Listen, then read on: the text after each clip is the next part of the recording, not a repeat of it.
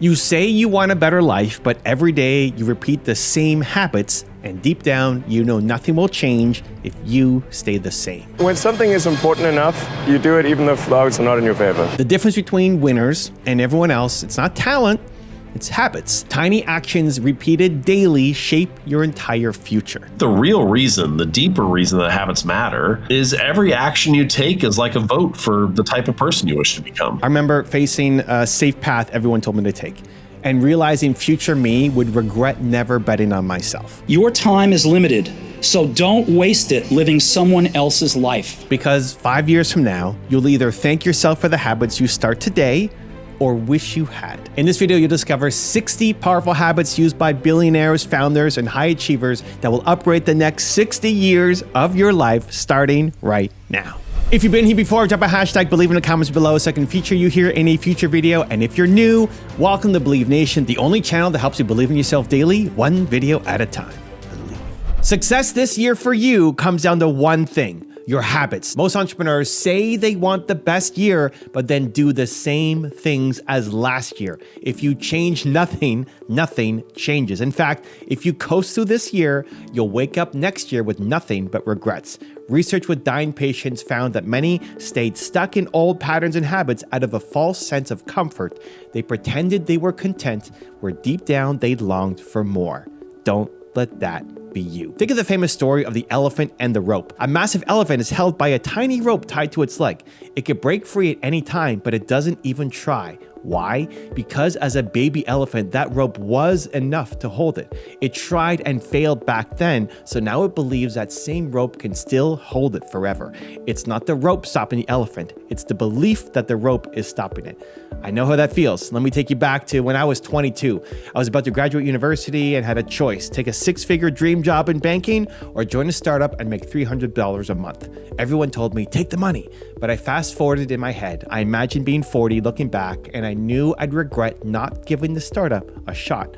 I literally said to myself, when I'm an old man, I'll regret that I didn't keep going. I'd rather know and fail than not know. So I turned down the job and went for the startup. It was risky, it was scary, and it was one of the best decisions of my life. Not because it was easy, it wasn't, but because it taught me to bet on myself instead of playing safe.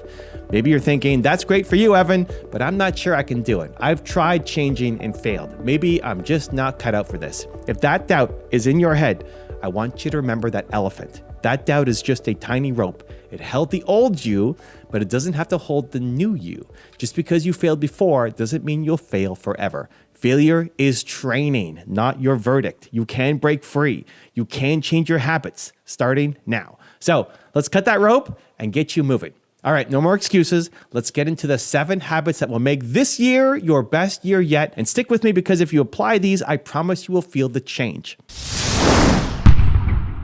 Habit number 1, win your morning, win your day. Stop hitting that snooze button. The first thing you do each morning sets the tone for your entire day. If you start by snoozing, what are you really doing? You're telling yourself, my goals can wait. The first thing you do every day is tell yourself it's okay to not hit your goals when you hit snooze. Successful people don't start their day procrastinating. They start with intention. So here's what you're going to do. Carve out a powerful morning ritual. It doesn't have to be long. It just has to be intentional. For me, I start every day by feeding my mind with something positive. I watch an inspiring video, a lot from this channel, to get my belief pumping. Then I create a quick post on my Instagram stories sharing a message with you guys. Why? Because it fuels me. That sets me up for the day. I want to create something every day that I'd be proud for my grandkids to see. So find what fuels you. Maybe it's reading a chapter of a motivational book, doing a quick workout, journaling your goals, and make it a non-negotiable morning habit. Science backs this up. A solid morning routine can increase your energy, productivity, and positivity and build momentum for the day. When you win the morning, you win the day. Tomorrow morning, instead of reacting to the alarm with dread, jump out of bed with purpose. Even if it's 15 minutes earlier than usual, use that time to focus on you. No phone, no emails, just something that builds your mindset or skills. And trust me, starting your day with intention rather than reacting will change everything. You'll feel more in control, more confident, and more motivated to crush whatever comes next. Habit number 2, curate your environment for greatness. You can't plant a seed in toxic soil and expect it to grow, right? In the same way, you can't achieve big goals while drowning in negativity and distractions. Your environment, the people you hang out with, the content that you consume, the spaces that you work in, is either lifting you up or pulling you down. There's no neutral state here. So it's time to take control of it. Start with what you consume every day. Social media, TV, news. If you scroll Instagram or Twitter and end up feeling like crap, that's a problem. How many times do you go through your phone and spend an hour on Instagram and feel worse about yourself than when you started? Probably too often. The solution?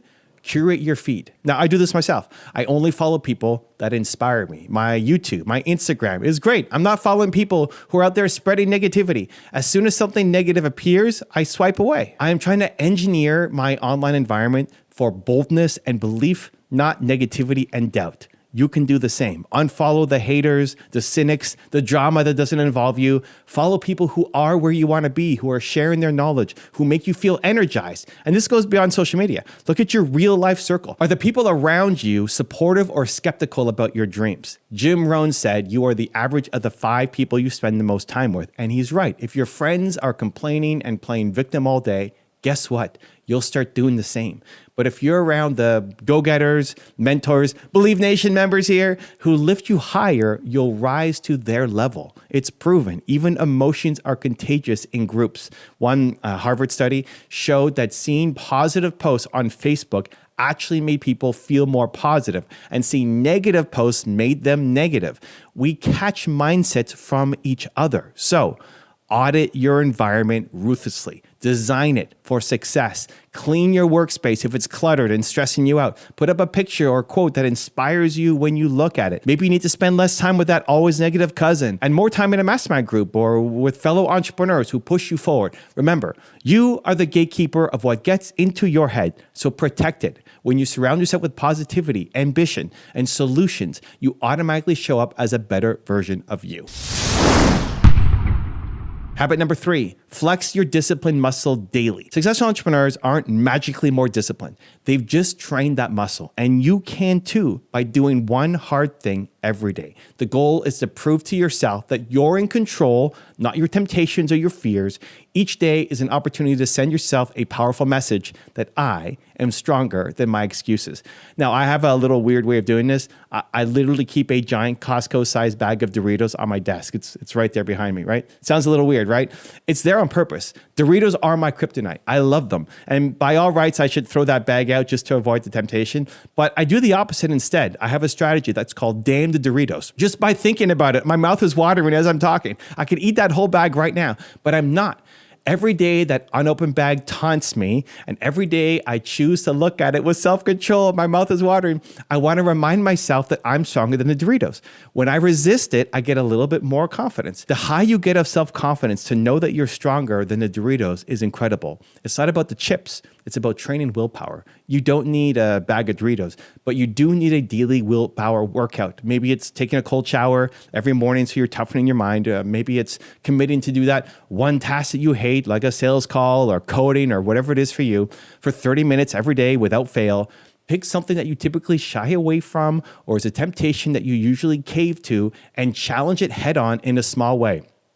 My mouth is still watering from the Doritos. Psychologists have found that willpower is like a muscle. Use it regularly and it grows stronger. Even small, regular tests of self-control can boost your willpower over time. So give yourself those tests. Now, why is this so important? Because every time you keep a promise to yourself, every time you do the hard thing when you could easily take the easy way out, you reinforce an identity. I am disciplined.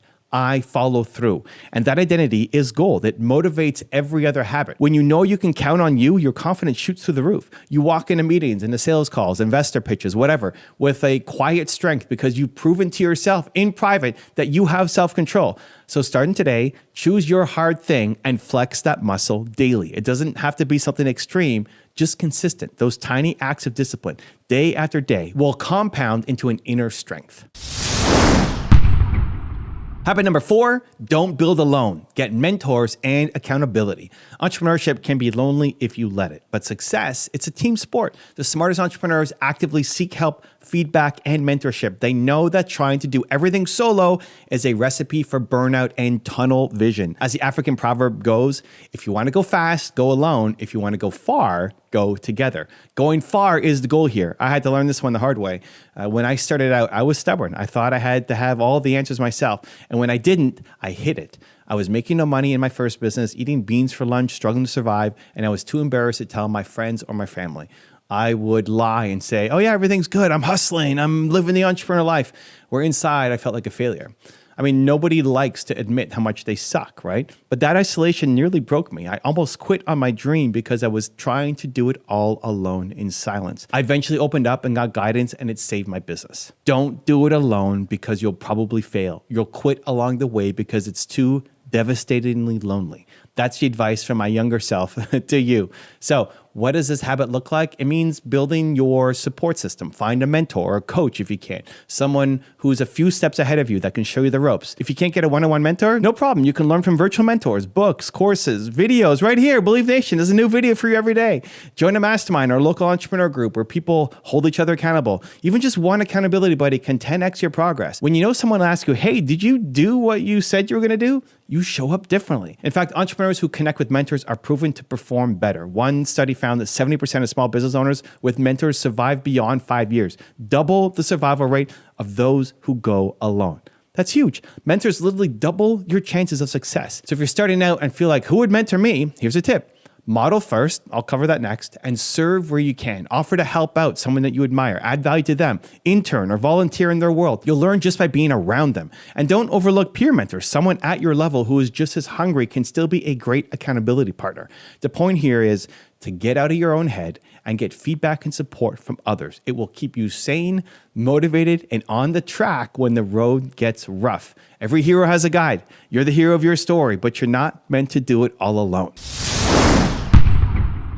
Habit number 5, keep learning, model the best.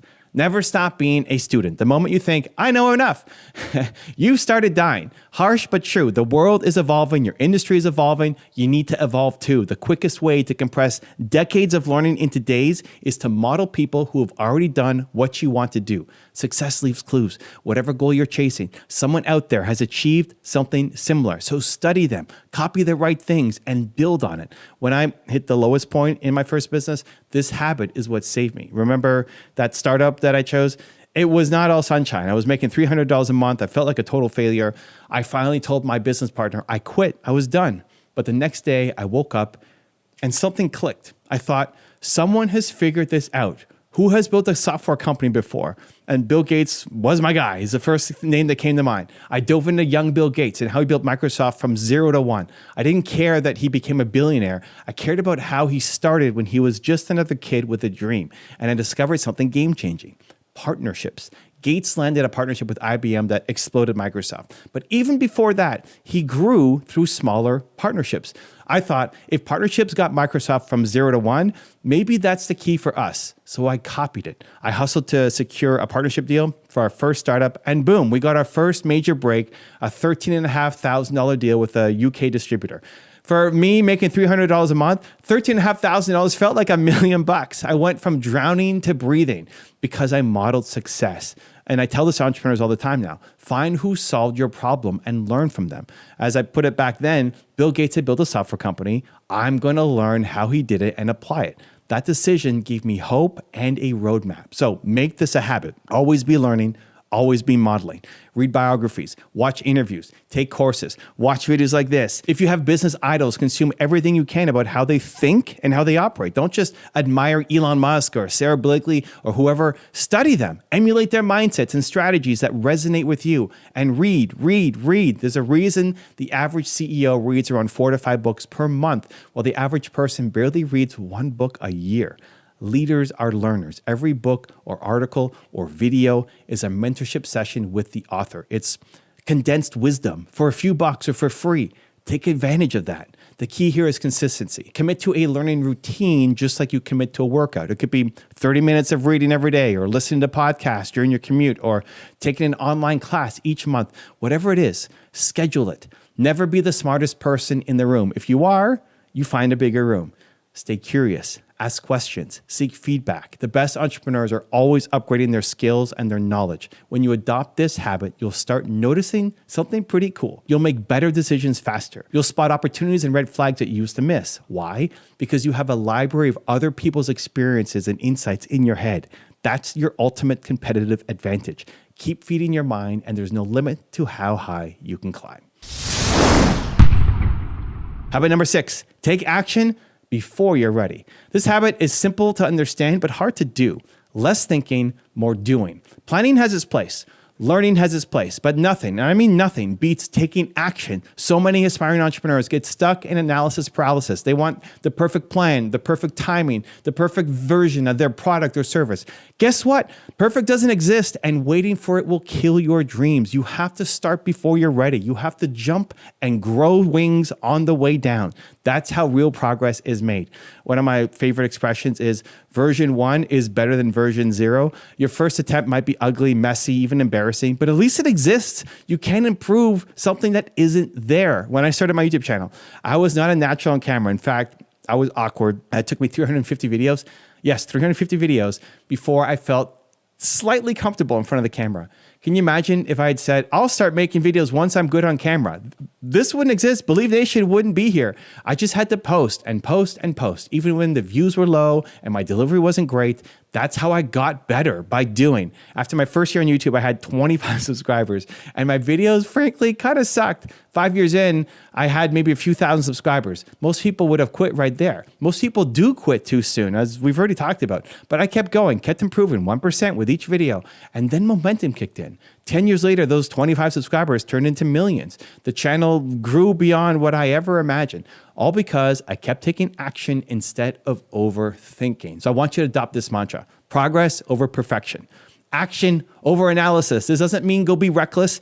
It means don't let fear of failure or imperfection paralyze you. Failure is not the opposite of success. It's part of success. Each failure is just an iteration. Think of it like software. You're releasing beta versions of yourself and your business, and you're getting feedback and you're updating it. Every launch, every attempt, that's version 1, 1.1, 1.2, and so on. But you can't get to version 2.0 without that rough draft of version 1.0. Maybe you haven't started your podcast because you're worried it won't be as good as some top podcaster. Record it anyway. Maybe you're hesitating to launch your product because it's not as polished as you'd like. Launch it anyway. You can tweak and refine as you go. The market will give you feedback. Your job is to get in the game and adapt. You will learn 10 times more from doing than from thinking about doing.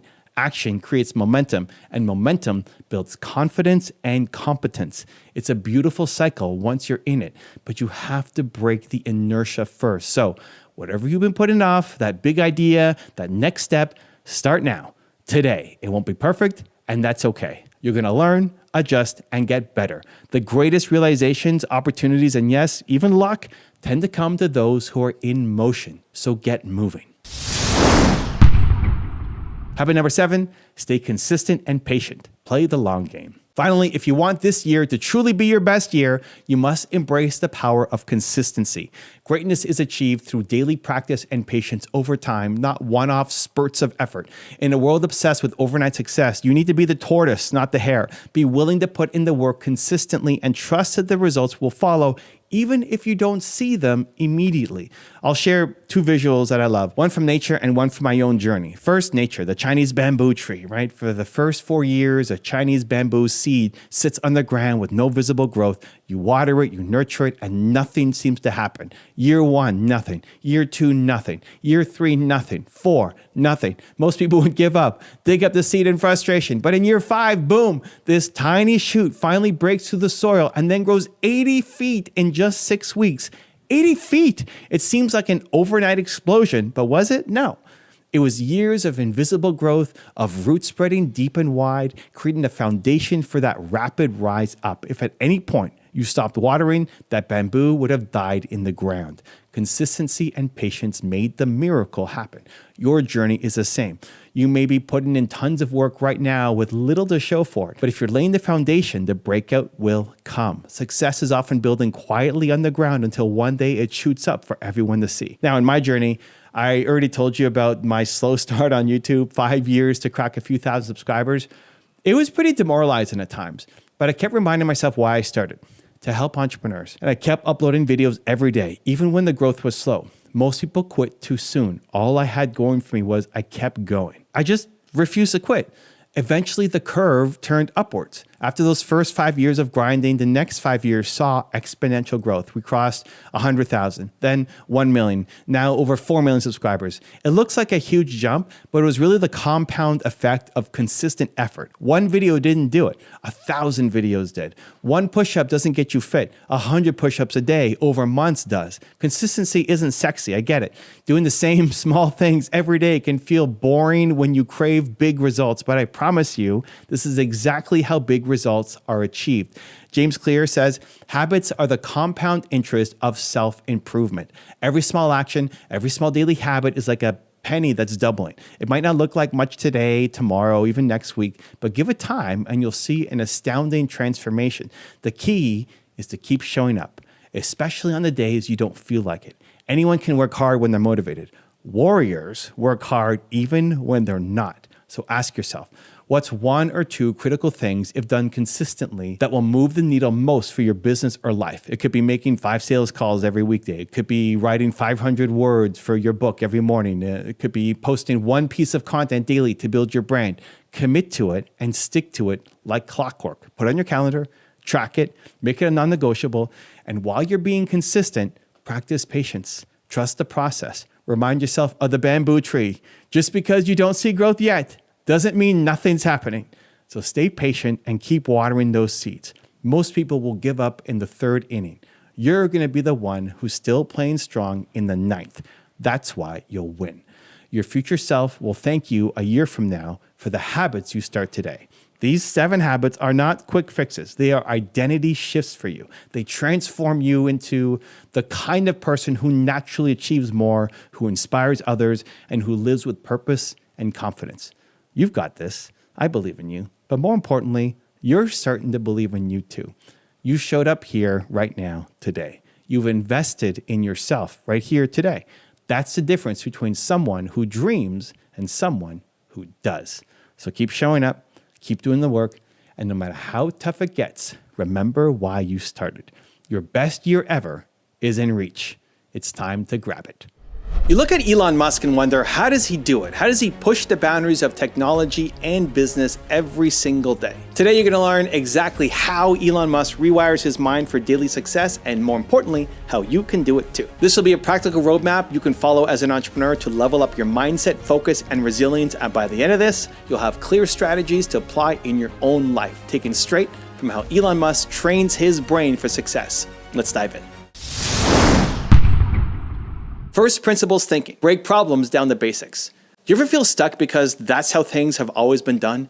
Elon Musk refuses to accept old assumptions. He uses first principles thinking every day to rewire how he approaches problems. First principles thinking means boiling a problem down to its most basic fundamental truths, then reasoning up from there. Musk himself explains it best. Boil things down to their fundamental truth and reason up from there, as opposed to reasoning by analogy. Most people just copy what others do, which is reasoning by analogy. But Elon questions every assumption. For example, early on, people told Musk that battery packs would always be expensive, about $600 per kilowatt hour.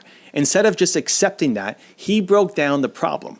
What are batteries actually made of? He listed all the raw materials, cobalt, nickel, aluminum, carbon, polymers, and calculated how much those would cost on the market. The answer was startling. Only about $80 per kilowatt hour in raw materials, a fraction of the assumed cost. By using first principles, Elon saw a way to dramatically reduce battery costs when everyone else said it was impossible. Similarly, when starting SpaceX, he looked at the price of rockets and thought they were outrageously high. So he calculated the cost of raw materials, the metal, the fuel, etc., and realized he could build rockets for a fraction of the industry price. That is first principles thinking in action, challenging assumptions and redefining problems from the ground up. Now, how can you apply this? Start by questioning everything you take for granted in business or life. Write down your assumptions about a problem that you're facing. Then ask, what if I start from scratch? What is this really made of? Why must it be this way? Break the problem into basic parts. This approach lets you see opportunities and solutions that other people miss. It's a mental exercise you can practice daily, almost like training your brain to think like a scientist. As an entrepreneur, when you adopt first principles thinking, you stop saying, this is just how it's always been done, and start saying, how should it be done from scratch? This daily habit of challenging the norm is a huge part of how Elon Musk rewires his mind for innovation and success. Time blocking and ultra focus, mastering your day. Imagine packing 10 plus hours of work into an 8-hour day. Elon Musk more or less does that through insane focus and time management. One of his key techniques is time blocking. So Musk schedules his day in 5-minute increments, meaning every slice of his day is fully planned. He's known for packing his schedule with back-to-back meetings, engineering work, and emails, often even skipping proper lunch breaks. He'll literally eat during meetings to save time. This level of detail makes sure every minute counts. It sounds intense, and it is, but it's how he manages to run multiple companies at once. Why does this matter for you? Because whether you're running a startup or your own solo business, time is your most valuable asset. Elon is essentially saying, treat your time with respect. By using time blocking, you give every task a slot and eliminate wasted downtime. You don't have to schedule 5-minute chunks right away, but try blocking out your day into planned periods. Start with 30-minute or 1-hour blocks for specific tasks, meetings, breaks, etc. When you know exactly what you should be doing at 9 o'clock, 9:30, 10 o'clock, and so on, you're less likely to drift into distractions. This method helped Musk cram astonishing productivity into each day. And it can do the same for you. In fact, many productivity experts and other successful people, think Jack Dorsey, Bill Gates, etc., also use time blocking to boost their efficiency. Another aspect of Musk's focus is ruthless prioritization. He has a million things that he could be doing, but he constantly zeroes in on the most critical tasks. Elon is known to say no a lot. No to meetings that aren't essential. No to opportunities that don't align with his main goals. He once noted that focusing on a few key priorities is one of the most important things that you can do for your productivity. Think about it. If you say yes to everything, you'll drown in your work. Learning to say no protects your time for what really matters. So try this. Identify your top 2 to 3 priorities for the day and commit to finishing those above all else. Everything else is secondary. By adopting this Musk-like focus through time blocking and saying no to distractions, you'll train your brain to concentrate on what moves the needle for your business. And remember, focus is like a muscle. The more that you deliberately practice intense focus, even in short little bursts, the stronger that it gets. You'll find you can accomplish more in a focused 5-hour stretch than in an unfocused 10-hour day. Elon Musk's daily schedule might sound extreme, but the underlying principle is universal. Respect your time, plan it, and protect it. Do this, and you're rewiring your mind too to be ultra productive. Obsessing over feedback loops and always improving. Elon Musk has an almost obsessive attitude toward feedback. He's constantly asking, how can I make this better? What am I doing wrong? In Musk's own words, I think it's very important to have a feedback loop where you're constantly thinking about what you've done and how you could be doing it better. This means he actively seeks criticism and new input to improve his ideas, products, and even himself. He once said you should really pay attention to negative feedback and solicit it, particularly from friends, noting that hardly anyone does that and it's incredibly helpful. Think about that mindset. Instead of avoiding criticism, Musk hunts it down because it helps him grow. So in practice, Musk sets up feedback loops in everything. At SpaceX and Tesla, after a new test or a new car prototype, he and his team pore over what went wrong and what could be better. He also pays close attention to customer feedback. Tesla, for example, often improves features via software updates based on user input. That habit of continuous improvement is deeply ingrained in his daily routine. It's not comfortable to have your ideas challenged, but Elon embraces it as fuel for progress. Now, how can you apply this as an entrepreneur? First, adopt the mindset that feedback is gold. even if it's hard to hear sometimes. Create channels for feedback in your business. Ask your customers for their honest opinions. Invite mentors or peers to critique your strategies. And listen without defensiveness. Musk often says to seek negative feedback more than praise, because that's where your biggest opportunities to improve are. For example, if you launch a product, don't just ask users what they like. Ask what they don't like. Ask what frustrates them. Ask what they would change. This will give you a clear roadmap of what to fix or adjust. You can also set up a personal daily feedback loop each day. Take a few minutes to reflect. What did I do today that went well? What didn't go well? How can I do it better tomorrow? It's a simple habit, but over time it trains your brain to always look for ways to improve rather than just resting on your laurels. Elon's obsession with feedback loops basically means he never stops learning. Every day is a chance to get better. As he put it, really pay attention to negative feedback and solicit it. It's tough because of your ego, but if you start treating feedback and even criticism as welcome data instead of personal attacks, you'll unlock rapid improvement. So ask yourself and others, how can this be better? Make it a daily question. That's how you wire your mind for continuous growth. Continuous learning, self-education every day. If there's one thing that Elon Musk demonstrates, it's that learning never stops. He famously taught himself rocket science by reading textbooks and industry papers. As a kid, he'd read 10 hours a day, blowing through science fiction and nonfiction alike. It's said he read the entire Encyclopedia Britannica by age 9. When asked how he learned to build rockets, he simply said, "I read books." Musk's mind is like a sponge. He's constantly soaking up knowledge to apply to his companies and projects. Reading and self-education is a daily habit for Musk. In a Rolling Stone interview, he revealed that he was raised by books. Books were his teachers. Even now, he is known to devour articles on cutting-edge technology, read scientific research, and pick up new skills on the fly. This habit of daily learning literally rewires his brain, keeping it adaptable and rich with ideas. It's not just about formal education. Elon has degrees, but much of his expertise in aerospace, automotive, etc. came from independent learning. It's about curiosity. He dives into a topic until he understands it from the ground up, often using that first principles mindset we discussed. So what can you learn from this?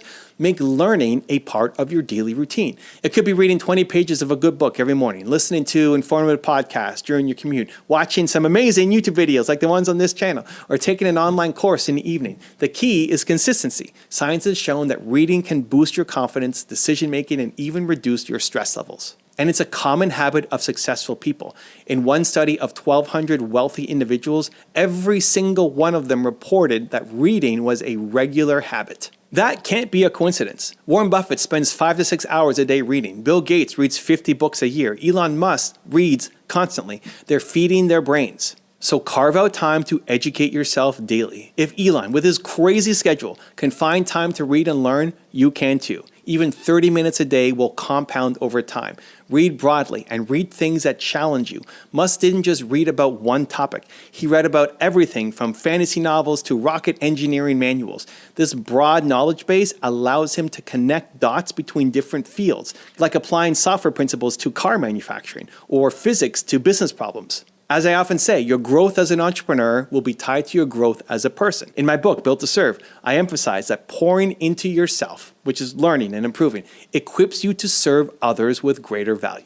So make a list of books or resources that can help you get to the next level and chip away at it daily. Over time, you'll notice your thinking expands. You'll get new ideas for your business because you're constantly feeding your mind. Elon Musk's daily self-education is a huge factor in his success. He's proof that leaders are readers and experimenters. So start a habit of daily learning. Your future self, the one enjoying the success that comes from a rewired, knowledgeable mind, will thank you for it. Embracing risk and uncertainty, courage under fire. Elon Musk has an unusually high tolerance for risk and uncertainty. But don't get it wrong, he does feel fear. It's not as though I have the absence of fear, I feel it quite strongly, Elon said. But if something is important enough, you do it in spite of fear. This is a powerful insight into how his mind works. Musk doesn't let fear paralyze him. He acknowledges it and moves forward anyway when the mission matters. In fact, he jokes that if you don't feel fear, there'd have to be something mentally wrong. Fear is normal. The difference is action. He acts in spite of fear. Think about 2008, often called the worst year of his life. Both Tesla and SpaceX were on the brink of bankruptcy at the same time, and Musk had poured all of his money, reportedly the $180 million he made from PayPal, into trying to save them. He was even borrowing money just to pay his rent. Imagine the stress, both companies failing, personal bankruptcy looming, and on top of that, he was going through a divorce. Elon has said he was waking up on the verge of a nervous breakdown. Yet, he kept going. He scraped together a final effort, SpaceX's fourth rocket launch after 3 failures. It had to succeed or SpaceX would die. And it did succeed, just in time to win a NASA contract that saved the company. Tesla also secured funding in the last hours of 2008 to stay afloat. Musk often describes entrepreneurship as eating glass and staring into the abyss of death. In other words, it's painful and terrifying, but if you can stomach it, you can achieve what others won't. So how does Elon handle such massive risk and uncertainty mentally? First, as mentioned, he focuses on the importance of the mission. He's not taking risks just because it's fun. He genuinely believes in what he's doing, like transitioning the world to sustainable energy or making humanity multiplanetary. That purpose gives him strength. Side note, you need to have a mission that you deeply care about that will push you through the toughest times. Musk has said, when something is important enough, you do it even if the odds are not in your favor. He was fully aware that the odds of success were low. He once estimated less than 10% chance for SpaceX in the beginning, but he accepted that. This is another trick. He uses a bit of fatalism. If you just accept the probabilities, that diminishes fear, he said. He made peace with the idea that he might lose it all. By accepting the worst case scenario, he robbed the fear of its bite. It's like he told himself, okay, I might fail completely. So what? The goal is worth trying anyway. If I go down, at least I try to move the world forward. And that attitude is liberating. For you, embracing risk doesn't mean being reckless. It means not letting fear stop you from pursuing something that you believe in. So ask yourself, what's the worst that would happen if I tried and failed? And can I live with that? If yes, then it's probably a risk worth taking. Plan for the downside, but don't obsess over it. Like Musk, come to terms with the possibility of failure.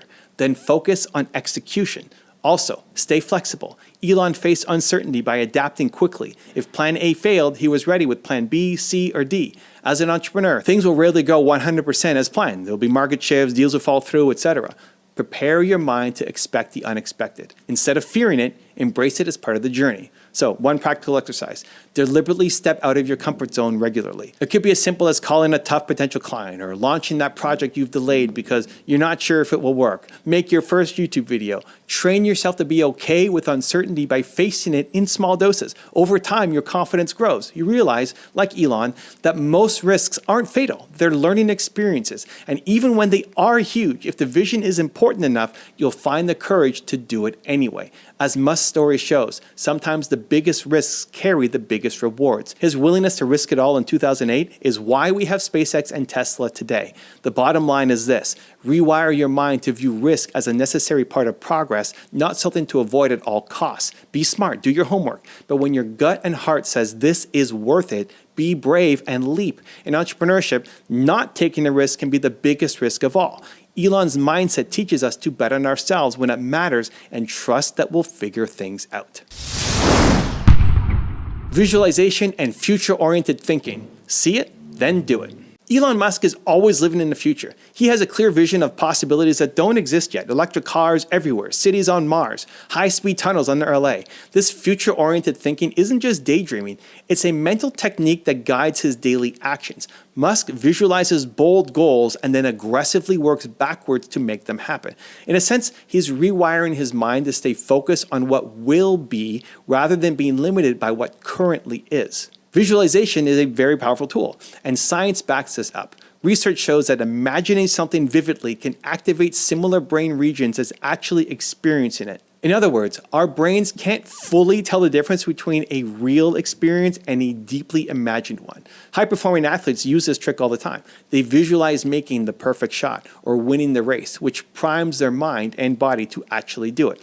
Musk uses vision in a grand way. He envisions a future that most people think is crazy, and by picturing it so clearly, he galvanizes himself and his team to actually achieve it. So how does Elon apply visualization daily? One way is through setting an insanely clear vision for his companies. For example, with SpaceX, the vision isn't just to make rockets. It's to enable multi-planetary life. That compelling picture of humans living on Mars drives everything. When you have such a vision, it's easier to weather the day-to-day problems because you see them as steps towards a larger picture. Musk often encourages thinking far into the future. He once mentioned that he thinks about how to prolong civilization and minimize the probability of a dark age, a lesson he drew from reading Isaac Asimov's Foundation series. That's a huge visualization, literally imagining the future of humanity and then aligning his work to make a positive impact on it. On a personal level, you can practice visualization by regularly imagining your own version of success in vivid detail. For instance, picture where you want your business to be in 5 years. Not just vaguely, I want to be doing well, but specifics. What kind of products? What does a day in your successful future look like? The more detailed, the better. Spend a few minutes each morning visualizing that outcome. It can train your brain to recognize opportunities that lead you there. It also keeps you motivated because you're not just slogging through tasks, you see the dream you're building toward.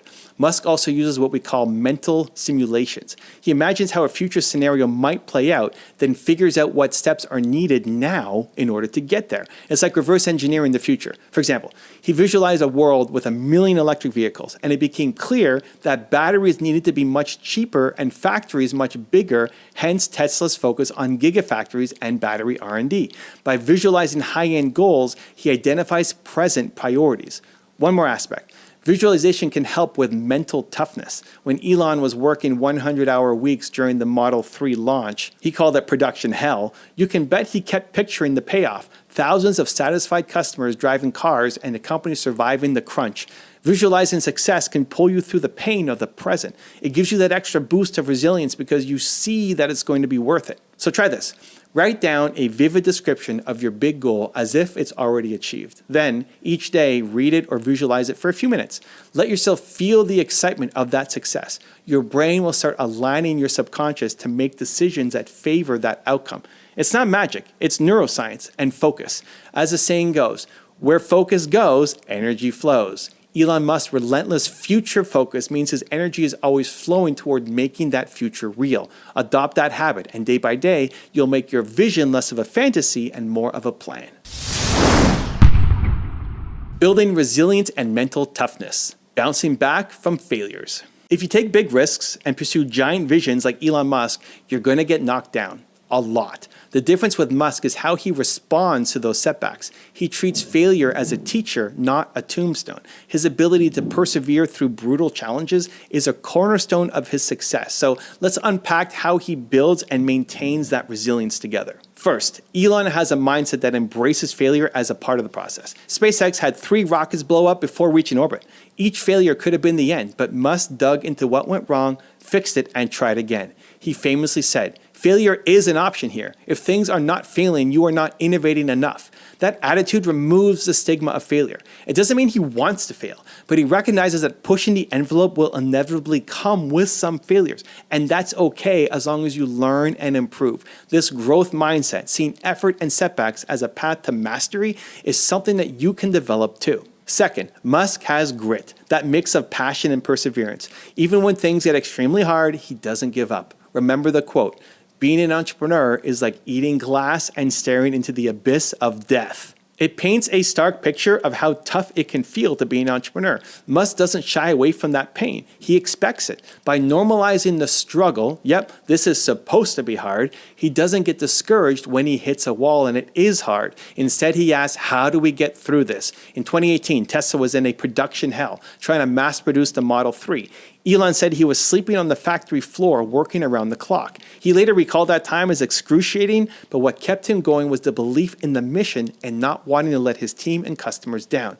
Purpose fuels resilience. This is why finding your why is so important. It gives you strength in the dark moments. This ties to the concept of your one word too, knowing the one core value or purpose that drives you. My one word is believe, which is why I sign off every video with it. It reminds me why I do what I do, especially when things get tough. Another technique Elon uses is problem reframing. When faced with a setback, he switches into problem-solving mode almost instantly. Instead of lamenting, "Oh no, this is terrible," he'll say, "Okay, What happened? What's the root cause? What are our options to fix it? This pragmatic approach keeps his emotions in check. It's not that he doesn't feel frustration or disappointment, he is human. But by focusing on the next steps, he prevents getting stuck in a negative loop. For example, after a failed rocket launch, he gathered his engineers and said, paraphrasing, "We have maybe weeks of cash left. What are all the issues that caused the failure? Which ones must be fixed for the next launch? Let's tackle them one by one." That focus on solutions over problems is the key to resilience. So how can you build resilience like this? Here are a few practical tips to help. Number one, expect challenges. Don't wish for an easy road. Expect that you will hit obstacles. When you do, say, here's the next test. Instead of, why me? Must expects problems. Every rocket explosion or production delay is just an expected puzzle to solve, not a shock. Next, take care of yourself. Resilience isn't just mental, it's physical and emotional too.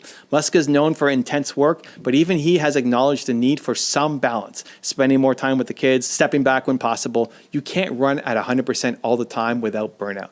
Build habits that recharge you. Exercise, short breaks, sleep. Yes, sleep. It helps. It's easier to be mentally tough when you're not running on empty. Next, learn from every setback. After any failure or tough event, do a brief post-mortem. Break it down. What did I learn? How will I use this to improve? This turns every punch into progress. It's exactly what Musk's feedback loop habit does.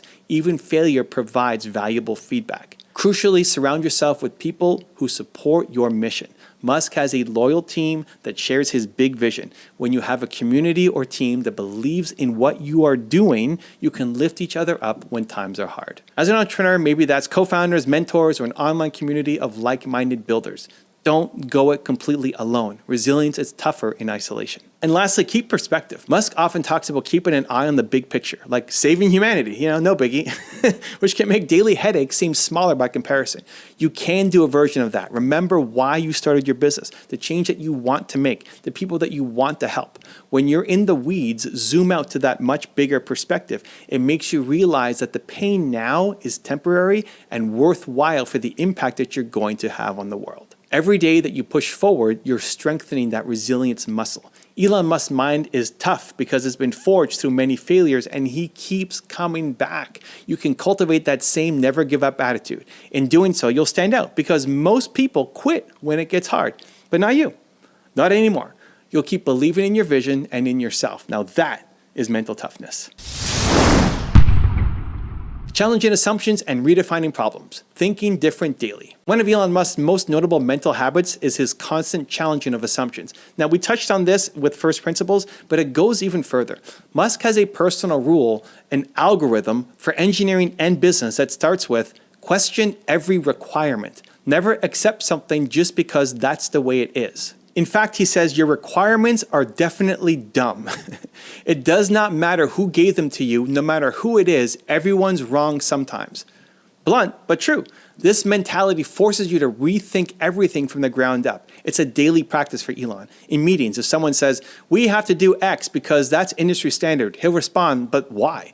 Is there a physics reason or is it just because everyone else does it? If the answer is unsatisfactory, he's willing to throw out that requirement entirely. For example, in designing the Tesla, traditional car companies assumed certain things had to be a certain way. Dealerships, for one, must challenge that by selling directly to consumers, which was a radical approach in the auto industry. Or consider how he questioned the need for certain parts in a car. He often tells his engineers, the best part is no part. The best process is no process. Meaning, if you can eliminate a part or a step and still have a functioning product, do it.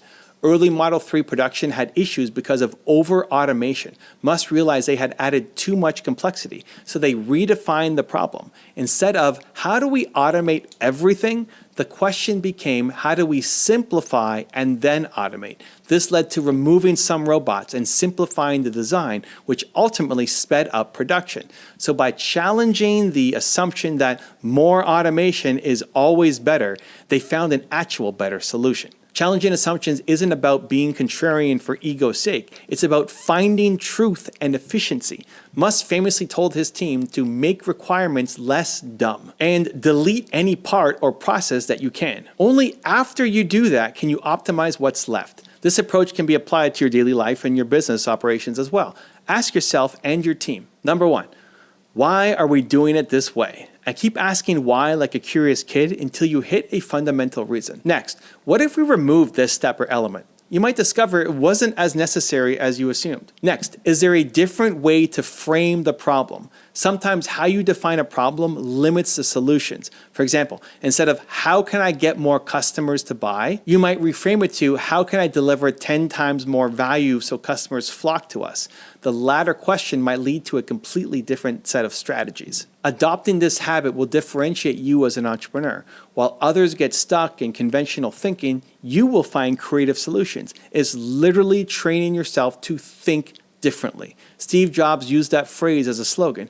Elon Musk lives it daily. This is also where innovation is born. Every major innovation came from someone questioning the normal way of doing things. For Musk, questioning norms has led to reusable rockets. No one in the space industry did that before at this scale, and radically new business models. Here is a practical tip. Schedule an assumption challenge session once in a while for your business. Take a process or strategy that you use and systematically question every part of it. Involve your team if you have one. Make it a game. Nothing is sacred. Everything must justify its existence. You'll be surprised how many improvements or new ideas can come out of this exercise. It's essentially what Elon does in engineering meetings. He'll put even established ideas on the chopping block to see if they hold up or if there's a better way. By doing this regularly, you cultivate a mind that's flexible and innovative. Instead of defaulting to, this is just how I do things, you default to, is there a better way I haven't seen yet? And that's a powerful shift. It keeps you from becoming complacent or getting stuck in ruts. In entrepreneurship, the ability to pivot and rethink is extremely valuable. So let's tie it now back to you. Every day, try to catch one small assumption and question it. It could be as simple as, do I really need to respond to emails first thing in the morning, or is there a better morning routine that I can use for productivity? Don't go on autopilot. The more you practice mindful questioning, the more your brain will naturally start seeing those hidden solutions and inefficiencies to fix. This is how Elon Musk's mind operates, and it can work for you too. Make your mindset your competitive advantage. So the strategies that we've covered, first principles thinking, extreme focus, constant feedback, relentless learning, courage and risk, vivid visualization, gritty resilience, and bold questioning, they're all mental habits that Elon Musk practices daily. They are the ways that he rewires his brain for success over and over again. The great news is that you can practice and adopt each of these habits too. None of them are genetically exclusive to Elon. They're learned behaviors and ways of thinking. So start small. Pick one or two to implement this week and build from there. Remember, success is not an accident. It's engineered in the mind first. Musk didn't just wake up one day and suddenly have a SpaceX rocket on the launch pad. It started with how he thought about rockets, the questions he asked, the risks he was willing to take, and the persistence to keep going after failures. He trained his mind to handle huge challenges, and that's why he achieves huge goals. You have incredible potential inside you too. Cultivating these mindset hacks is like unlocking different superpowers, creative problem solving, laser focus, continuous growth, unshakable grit. Imagine what you can accomplish when you combine all of them. Every entrepreneur faces obstacles, doubters, and moments where you'll question yourself too. That is normal. What will set you apart is how you respond and what mindset you bring. So use Elon's approaches as inspiration. Make them part of your own daily routine. And whenever you feel discouraged or think a goal is way too far out of reach, I want you to do one thing. Believe. Believe in your ability to improve, to figure things out, and to make an impact. Because as an entrepreneur, you are built to serve. The world needs your contribution. All the tools we discussed will help you become the version of you who can deliver on that purpose. So start rewiring your mind, one day at a time, one habit at a time. Challenge that assumption, block that time, seek that feedback, take that risk, visualize that future, read that book, do it consistently, and watch your life change. Your mind is your most powerful asset. Invest in it, sharpen it, and like Elon Musk, you'll be able to take on moonshot dreams and make them real. It's time to apply these lessons and take action. You've got this, and as always, believe. You are sabotaging your success every single morning without even realizing. Most entrepreneurs roll out of bed and dive straight into emails or social media. If you keep starting your day on the wrong foot, you will continue struggling with low energy, high stress, and missed opportunities. The transformative power of a morning routine. Imagine losing everything and falling into a deep depression, then turning it all around with one morning habit. That's exactly what happened to Hal Elrod, friend of the channel. In 2007, Hal's business collapsed and he was drowning in debt and despair. In his lowest moment, he decided to commit to a simple morning ritual. He started waking up with purpose and spending time exercising, reading, and writing in a journal each morning. The change was dramatic. It gave him hope and a plan to rebuild his life. That morning routine became the Miracle Morning, a practice so effective it helped Hal go from rock bottom to a best-selling author and global speaker. If a morning habit could pull someone back from the brink of failure, imagine what it could do for you. Hal's story proves that how you start your day can change your life. It's not magic or luck, it's a habit available to anyone. But maybe you're thinking, okay, that sounds great for him, but I'm not a morning person, Evan. So let's address that concern and other doubts before we dive into the steps. I'm not a morning person. Now you might be saying, I'm just not built for early mornings, or I don't have time. The truth is, you don't have to wake up at 5 a.m. or transform overnight. This habit isn't about the hour on the clock. It's about what you do with your first hour after waking, whenever that is. If you usually wake up at 8 a.m., starting your day with intention at 8 a.m. can be just as powerful as someone else's 5 a.m. routine. So start by waking 15 minutes earlier than you do now and using that time for yourself. Gradually, you can build up to 30 minutes or an hour for your morning habit. Even if you're a night owl, you can design a morning ritual that fits your schedule. The key is consistency. Doing it every morning so you can create momentum. In fact, maintaining a regular wake-up time, whatever you choose, helps you sleep better and feel more energized. And if you're worried that you're going to feel groggy, remember that quality beats quantity. Waking up with a clear plan, even on slightly less sleep, can leave you more refreshed than sleeping in and rushing out the door. The other objection I hear a lot is, I don't have time, my mornings are too busy. But consider this, a good morning habit creates time through greater productivity and focus.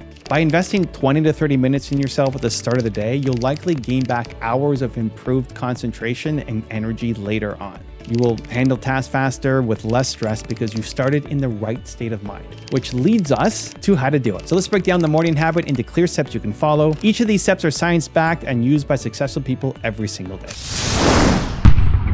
The life-changing morning habit, step by step. Your powerful morning habit is essentially a simple routine with a few key parts. Follow these steps each morning, adjust the exact timing to your needs, and you will kickstart your body and brain for maximum purpose, energy, and performance. Wake up on purpose. No more snoozing. So how to do it? Set a fixed wake up time and get up as soon as your alarm goes off. Place your alarm or phone across the room so you have to stand up to go turn it off. Resist the snooze button. Those few extra minutes of fragmented sleep actually make you more tired. Instead, take a deep breath, drink a glass of water, and get moving out of bed. As a quick first win, you can make your bed neatly or grab that glass of water. This sounds trivial, but it immediately gives you a small sense of accomplishment. As Admiral William McRaven said in a famous speech, if you make your bed every morning, you will have accomplished the first task of the day. It will give you a small sense of pride. It's a little spark of success to start your morning. So why it works. Waking up at a consistent time trains your mind and body to be alert when you need it. It builds self-discipline by proving that you are in control of your morning, not just reacting to tiredness. And research backs this up. Early risers tend to be more proactive and effective in their careers compared to night owls. In one Harvard study, people who identified as morning people were found to be more productive and better positioned for success. Also, keeping a regular sleep to wake schedule, even on weekends, improves your overall rest and energy levels.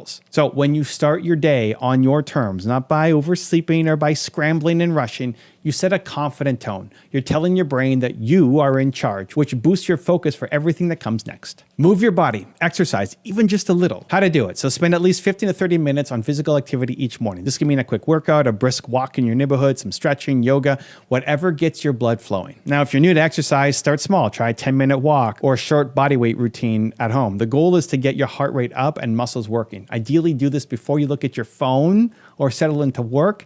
Make it the first real activity of your day. If you can get outside for a walk or a jog, even better. Natural morning light plus movement is a powerful combination. Morning sunlight has a huge positive effect on your mood and alertness. For example, you could do what I do. I call it my Believe Walk. I head outside, put on some upbeat songs, and walk or run around the block to literally step into a positive mindset. Find a physical activity you enjoy and use it to shake off sleep and wake your body up fully. Here's why it works. Morning exercise is like flipping a switch that turns on your energy for the rest of the day. You're releasing endorphins, those are the feel-good chemicals, and sending more oxygen to your brain. There's solid science here. Researchers have found that moderate exercise in the morning improves cognitive performance, things like decision-making and focus, for hours afterwards. One study showed that older adults who took a brisk morning walk did better on decision-making tasks throughout the day than those who stayed sedentary. So exercise doesn't just wake you up, it literally makes your brain sharper by boosting proteins like BDNF, which helps create new neural connections. One study noted that morning workouts elevated these brain-supporting proteins for 8 hours straight. And of course, the mood benefits are huge. Harvard researchers report that exercise improves mood and reduces anxiety by releasing tension and improving your sleep quality. So, the bottom line, moving your body in the morning gives you an immediate jolt of energy, a clearer mind, and a happier mood. It's like lighting a fire that will keep you warm and motivated all day. Find stillness for your mind, meditation or breathing. So after you exercise and boost your energy, take a few minutes to calm and center your mind. This could be as simple as sitting quietly and focusing on your breath for 5 to 10 minutes. You might try meditation techniques. There are many apps and guided videos if you're new to this, or just sit there in silence and pay attention to your inhales and your exhales. If meditation isn't your style, you can practice just deep breathing exercises. For example, inhale slowly for a count of 4, hold for 4, then exhale for 4. And repeat. The key is to give yourself a moment of peace and mindfulness. Let go of any of those swirling thoughts about your to-do list and the day ahead. Be present. Some people prefer to pray or visualize positive outcomes during this time. That can work too. The form isn't as important as the effect. You're training your brain to be focused and calm. Even 5 minutes of mindfulness each morning can make a huge difference. Here's why it works. We live in a world of constant noise and distractions. Your brain's going a mile a minute, and stress can ramp up quickly as the day goes on. So starting with a calm mind is like putting on mental armor, and you'll be less reactive and more resilient when challenges come your way. Scientific studies have demonstrated profound benefits of regular mindfulness. Practicing meditation has been shown to reduce stress, anxiety, and even symptoms of depression. In fact, a comprehensive review of over 200 studies found that mindfulness meditation is highly effective at reducing stress and improving your overall mental health. When you meditate, you're training your brain to focus and let go of negative thoughts. And over time, this leads to actual physical changes in the brain, increased gray matter in areas associated with memory and emotional regulation. You'll notice that you stay calmer under pressure and you maintain concentration longer than you were before. By including a few minutes of silence or deep breathing in your morning, you will carry a sense of control and stability into everything that you do all day. Instead of starting your workday frazzled, you'll start it centered and clear-headed. Write down gratitude and goals. Journal for clarity. So now that your body is energized and your mind is clear, grab a notebook or a journal and spend the next 5 to 10 minutes writing 2 things. First, a short gratitude list, and second, your top intentions or goals for the day. For gratitude, simply jot down 3 things that you're grateful for this morning. They could be huge things, I'm grateful for my supportive family, or really small things, like I'm grateful for this hot cup of coffee, Tim Hortons. The act of writing them down is what counts. It forces you to focus on the positive. Next, write out your priorities or goals for the day. What do you most want to accomplish or make progress on? List the 1 to 3 most important tasks or goals that you have for today. If you have a big long-term goal, you might rewrite that each morning as well to keep it front and center for you. For example, if you're building your business, your daily intention might be, I want to finish my proposal for client X, or a broader goal, like grow my online sales by 50% this month. Whatever is top of mind for you. By writing it down, you're turning a wish into a concrete target. Some people also include a daily affirmation or a quote that inspires them. Feel free, do what works for you.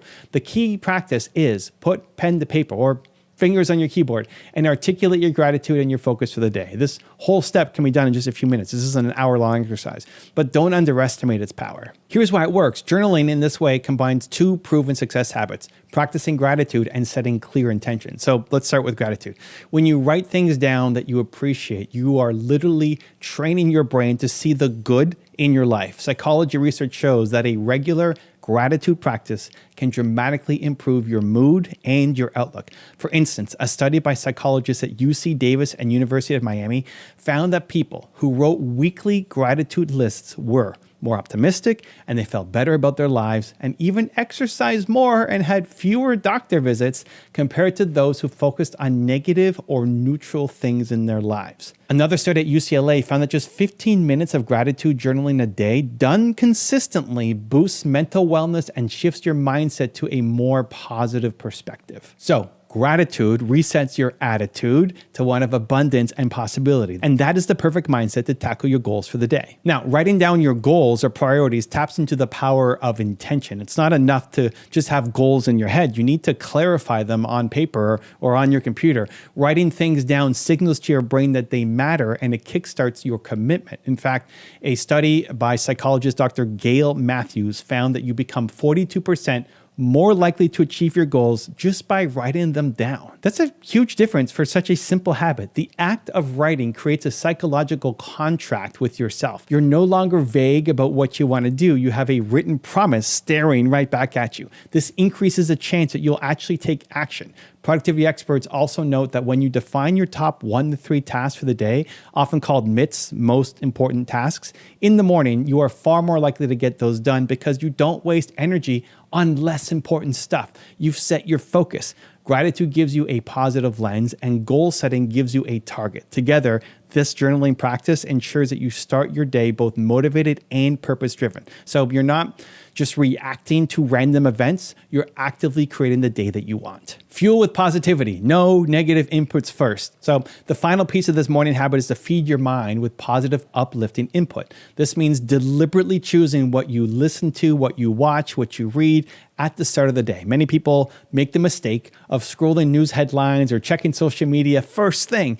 And unfortunately, that often means the first thing you feed your brain is negativity or stress. So don't do that to yourself. Instead, choose one positive source to engage with for a few minutes. You could read 10 pages of an inspiring book or biography of an entrepreneur that you admire, learning from some great minds. You could listen to a motivational podcast or audiobook while you're getting dressed or having breakfast. You might even watch a short, encouraging video. I have lots of videos on this channel that you can go back and watch. The idea is to surround yourself with motivation and knowledge before the outside world throws challenges at you. For example, when I started my YouTube channel years ago, I made a habit to watch a clip of one of my favorite entrepreneurs each morning to fire me up.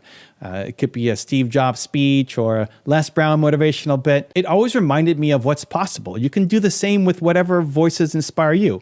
Another simple option, play music that lifts you up. This is one of my personal favorites. I have a playlist of high energy songs. I call it my Believe playlist that makes me feel confident. Even a few minutes of an upbeat song while you brush your teeth can put a smile on your face. The only rule here is to avoid negative media early in the day. Save the news feed and emails for later, after your morning routine is done. So here's why it works. The first thing you consume in the morning sets the mental tone for the entire day. If you start with doom and gloom news, your brain will subconsciously expect and look for doom and gloom all day. In fact, research led by psychologist Sean Anker found that just 3 minutes of negative news in the morning increase the odds of having a bad day by 27%. Think about that. A brief glance at distressing news can color your mood hours later. Now, on the flip side, if you fill that first part of your day with optimistic and constructive media, you program your mind to be positive and solution focused. There's a saying, win the morning, win the day. So part of winning the morning is making sure you are in the right mindset. Reading about someone who overcame odds or learning a new tip for success can spark excitement and creative ideas in your own mind. It reinforces your motivation to tackle your goals. Remember the goals that you just wrote down? Feeding your brain knowledge in the morning is like a warm-up for your intellect. You're essentially saying, I'm open to learning and growth today, which makes you more alert and adaptable all day long. This step is also about protecting your mental energy. By consciously avoiding early stressors like work emails that can wait an hour, you prevent unnecessary anxiety from hijacking your morning peace. Successful entrepreneurs often treat the morning as sacred me time, a chance to invest in themselves before they start serving others or fighting fires. By consuming positive content, you're investing in your mindset. You become more resilient to whatever negativity might arise later because you have built a fortress of positivity to start with. So whether it's through music, books, podcasts, YouTube videos, make sure your morning media lifts you up. And as an added benefit, over time, you'll find that you've read dozens of books or absorbed incredible wisdom in that quiet morning slot, massively increasing your knowledge base too. It's personal growth on autopilot. So by following these 5 steps, we wake up on purpose, we move your body, we find mental stillness, journal your gratitude and goals, and fuel yourself with positivity. You've created a morning routine that touches on mind, body, and purpose. It's a habit loop that will propel you into each day with energy and clarity. This is the most powerful morning habit because it's not just one narrow action, it's a holistic ritual for peak performance.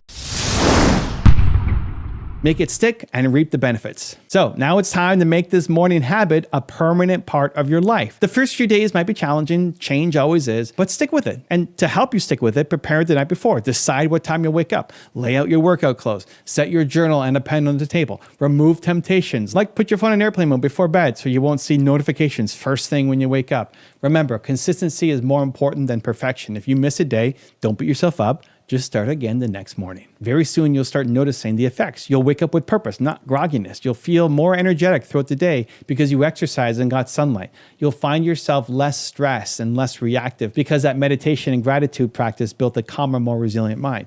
You'll approach your work with more focus and direction because you set clear goals and priorities at the start of the day. And maybe most importantly, you'll feel proud of yourself.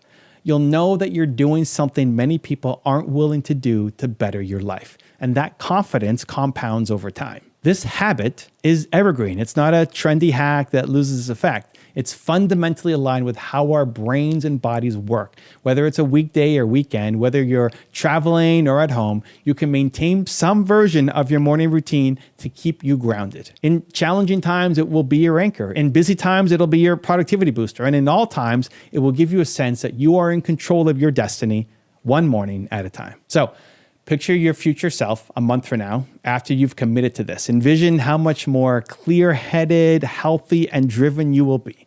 That future you is real, and it all starts with what you do tomorrow morning. You have the blueprint now. Don't wait for Monday or for next month. Start tomorrow. Set your alarm and decide that morning is your new secret weapon. In my own life and in the lives of the entrepreneurs that I have coached, I have seen over and over that this morning habit creates transformations. It helps people break out of ruts, find their purpose, and significantly boost their results. It doesn't cost any money. It doesn't require any special talent or equipment. All it takes is the commitment to show up for yourself each morning. You've made it this far, which tells me that you are serious about improving. Now's the time to take action. Give this habit a real chance. Try it for the next 30 days and see how you feel. Chances are you'll never want to go back to the old way. You become addicted to feeling focused, empowered, and ahead of the game each day. Your morning is your foundation, so build a strong one, and there's no limit to what you can achieve for the rest of the day. So set your intention right now. Tomorrow, you will start your new morning routine. Wake up and execute these steps like your success depends on it, because it does. And over time, this habit won't feel like a chore. It will become the best part of your day. The quiet hour where you win your inner battles and set yourself up to win outside too. Are you ready to change your life one morning at a time? You've got this. I'm rooting for you to experience the incredible difference this will make. Start strong, keep going, and enjoy watching your life elevate to a whole new level. Now go make it happen. Your future self will thank you. I guarantee it.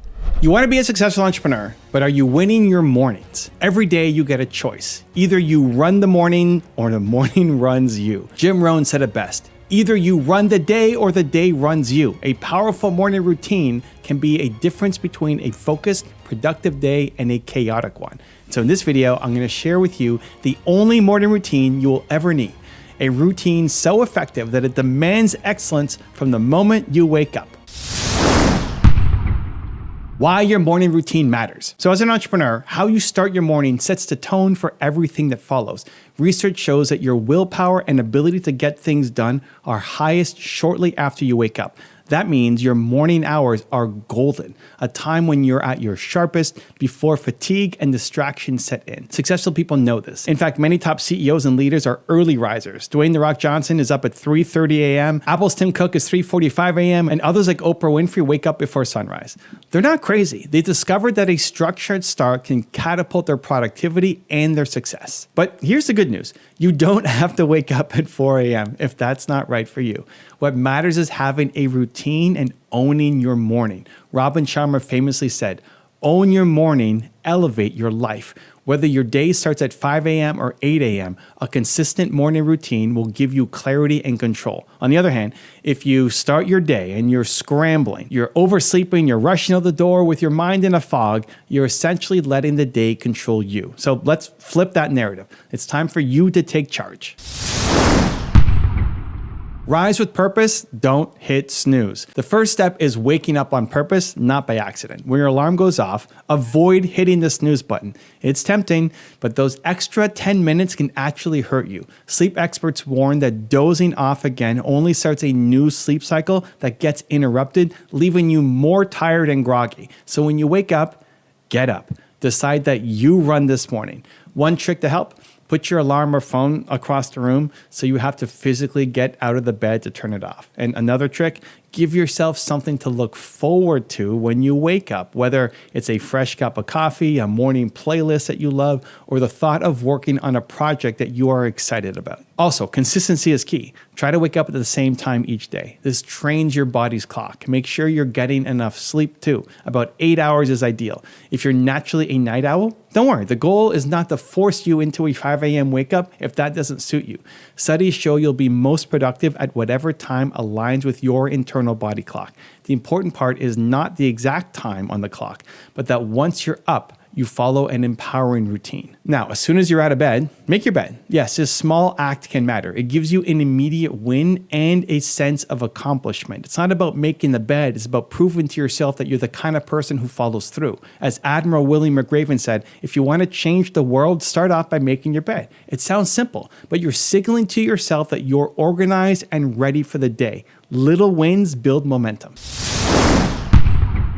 Hydrate and energize. So before you reach for your phone or anything else, drink a glass of water. Your body has been fasting and losing water overnight, so you wake up dehydrated. Hydrating first thing helps wake up your organs and your brain. In fact, drinking water on an empty stomach in the morning can kickstart your metabolism by up to 25%, giving you an energy boost without any calories. Think of it as fueling your system's engine. So here's an action tip. Keep a glass or bottle of water by your bedside or in the kitchen that's ready to go. Drink it within the first 5 to 10 minutes of being up. You'll likely feel more alert almost instantly. Some people add lemon for a taste or a bit of vitamin C, but plain water does the job just fine. I'll take mine with a little bit of sea salt and some vitamin D drops as well. Take this moment to also freshen up. Wash your face, brush your teeth. The cool water on your face will further signal your body it's go time. You're literally washing off the grogginess. So by now, you've resisted snooze, you've made your bed, and you've hydrated. 3 quick wins already. Next, sing. Boost your mood with music. Now it's time to get your mind and mood into a positive state. The first S in this routine is sing. But don't worry, you don't have to actually sing unless you want to. The step is about using music to energize and uplift you. So I call this step sing because the fastest way to change your state is to put on music. Think about it. Have you ever heard your favorite song come on and suddenly now you're smiling or you're tapping your feet? That's the power that we want to tap into every morning. So choose a song or a playlist that pumps you up and makes you feel positive. It could be an upbeat song that makes you want to dance or an inspiring song that reminds you of why you do what you do. Play it while you're getting dressed or moving around. Music literally improves your brain chemistry. It triggers the release of dopamine, which is a feel-good chemical that boosts your mood and reduces your stress. So starting your day with a dose of positivity will help you feel more motivated and ready to tackle challenges. So go ahead. Put on that song that makes you feel like you can conquer the world. Sing along if you want to. No one's judging you in your morning routine. This is your time to set a positive tone. By the end of the song, you'll notice you feel happier, more awake, and more mentally tuned into a good vibe. Now, if music isn't your thing first thing in the morning, you can alternatively do something else that lifts your mood. Maybe read an inspiring quote or do a quick 5-minute meditation. The key is to feed your mind something positive before the world's noise creeps in. Sun. Get some morning sunlight. So the second S is sun, as in get some sunshine and fresh air. This step is all about waking up your body naturally and harnessing some science-backed benefits. Step outside for a few minutes or at least open your curtains wide. Sunlight in the morning is incredibly powerful. It sends a signal to your brain that it's daytime. Let's get going. Exposure to bright morning light also helps reset your circadian rhythm. That's your body's internal clock, which improves your energy in the morning and your sleep at night. It basically tells your body when it's time to be alert and when it's time to wind down. One study found that office workers who got more morning light fell asleep faster and slept better than those who didn't. Morning sunlight also triggers your body to naturally increase certain hormones that wake you up and boost your alertness. Just as importantly, sunlight sunlight boosts your mood. People who get more sunshine during the day tend to have lower rates of depression and anxiety. So think of how a gloomy day can make you feel a bit low, while a bright morning can make you feel cheerful. That's real. Sunlight helps your brain produce serotonin, which is another happy hormone. It's like nature's antidepressant and focus enhancer rolled into one, and it's free. On most mornings, I do a 60-minute walk around my neighborhood outside as quickly as I can so I can get some of those benefits and feel-good hormones right in the morning. So here's an action tip for you. Take 5 to 10 minutes to step outside each morning. Stand on your porch, your balcony, walk your dog, go around the block, not just in front of a window, actually outside. Breathe in fresh air. If the weather's bad or the winter is still dark, at least sit by the window or use a bright lamp, but every little bit helps. But try to get outside. Feel that cool air and light wake up your senses. It also gives you a quiet moment to just be present. No screens, no emails, no outside distractions, just you and your new day. Soar. Do what makes you feel alive. Now for the third S, soar. This is one of my favorites. So soar means you're doing the thing that makes you feel alive, bold, confident each morning. In other words, do something that feeds your soul or advances your big goals so you start the day inspired. So think about what activity gives you a sense of purpose or joy. It could be working on a passion project, reading something uplifting, watching a YouTube video on this channel, practicing gratitude, visualizing your goals. For you, SOAR might mean spending 10 minutes journaling about your goals or things you're grateful for. It could mean reading a couple pages from a personal development book or a biography of someone who inspires you. It might mean visualization or prayers or affirmations, anything that connects you with your why and makes your spirit soar. The key is that it's personal and meaningful to you. This isn't about checking emails yet and doing busy work. It's about feeding your mindset. What I will do is that on my walk, I'll always have a YouTube video playing from my channel, another channel that I look up to and respect, and it's feeding my brain with entrepreneurs who've done amazing things, which makes me want to go home and do something amazing too. And now consider this. Steve Jobs used to start each day by looking in the mirror and asking, if today were the last day of my life, would I want to do what I'm about to do today? And if too many days in a row the answer was no, he knew something needed to change. You can use a question like that to remind yourself of the thing that matters most to you. Morning is a perfect time to reconnect with your mission. Also remember that scientific finding, our mental energy and our willpower are highest in the morning. So this is a prime time to do important work on your number one goal before the world distracts you. Maybe you're building a business. Spend a few morning minutes brainstorming a new idea or writing your business plan. If you have a book that you want to write, use this time to write a page. Even small progression on a passion project will make you feel accomplished and excited. So by doing something that makes you feel like you're soaring, you leave the house or start the workday with a sense of purpose and confidence. You'll be thinking, yes, I've already invested in myself and my dream today. And that positive momentum can carry you through the day's challenges. Here's something to think about that's important. During this soar time, avoid consuming other people's agenda. So that means don't get on social media, don't check your email yet. Those can pull you back into reaction mode. So we want to protect this time for you and your growth. You want to create before you consume. Sweat. Exercise your body. Time for the fourth S, sweat. This means get your body moving and do something active to literally work up a sweat. Now, don't worry, you don't have to run a marathon every morning or hit the gym for an hour unless you want to. Even 10 to 20 minutes of exercise, outside ideally, can have a huge effect on your day. The goal is to get your blood pumping, to wake up your muscles, to flood your body with all of those healthy hormones that exercise provides. Exercising in the morning boosts your energy and has well-known benefits for your mood and your brain. When you work out, your body releases endorphins. These are often the feel-good chemicals that reduce stress and make you feel happier. So have you ever noticed how you're in a better mood after a workout? That's why. Breaking a sweat also helps clear your mind. You'll start the day rejuvenated and with a sense of accomplishment. There's even science showing that morning exercise can boost your brain power. One study found that 30 minutes of moderate aerobic exercise in the morning improved people's decision-making and executive function for the rest of the day. In other words, a brisk walk, a jog, or an at-home workout can make you mentally sharper when you sit down to work. You're not just training your body, you're priming your brain for peak performance. And you can stack those things together, right? The last two we talked about were getting some sun, doing something that makes you soar, and getting some sweat. If you went for a jog or a brisk walk like I do every morning for 60 minutes, 30 minutes, 20 minutes, you're getting sun outside, put something on in your ears, listen to one of these videos, you're getting some sore time there, and you're also sweating by doing a mild workout. So here's an action tip. Choose an activity that you enjoy, or at least you don't hate, and that fits your fitness level. And that could be a quick run around your neighborhood. It could be some bodyweight exercises in your living room. It could be yoga. It could be stretching. It could be dancing to a few songs, or it could be a heavy lift. The important part is to get moving. For example, you might do 20 jumping jacks, 10 push-ups, and 10 squats, and repeat that circuit 3 times. Boom, you've got a morning workout in under 15 minutes. If you have more time, great, do a full workout. If not, even 5 minutes of stretching or a short work outside with sunlight to get your coffee can help. Remember, consistency over intensity. It's better to do a small workout every morning than a huge workout once a month.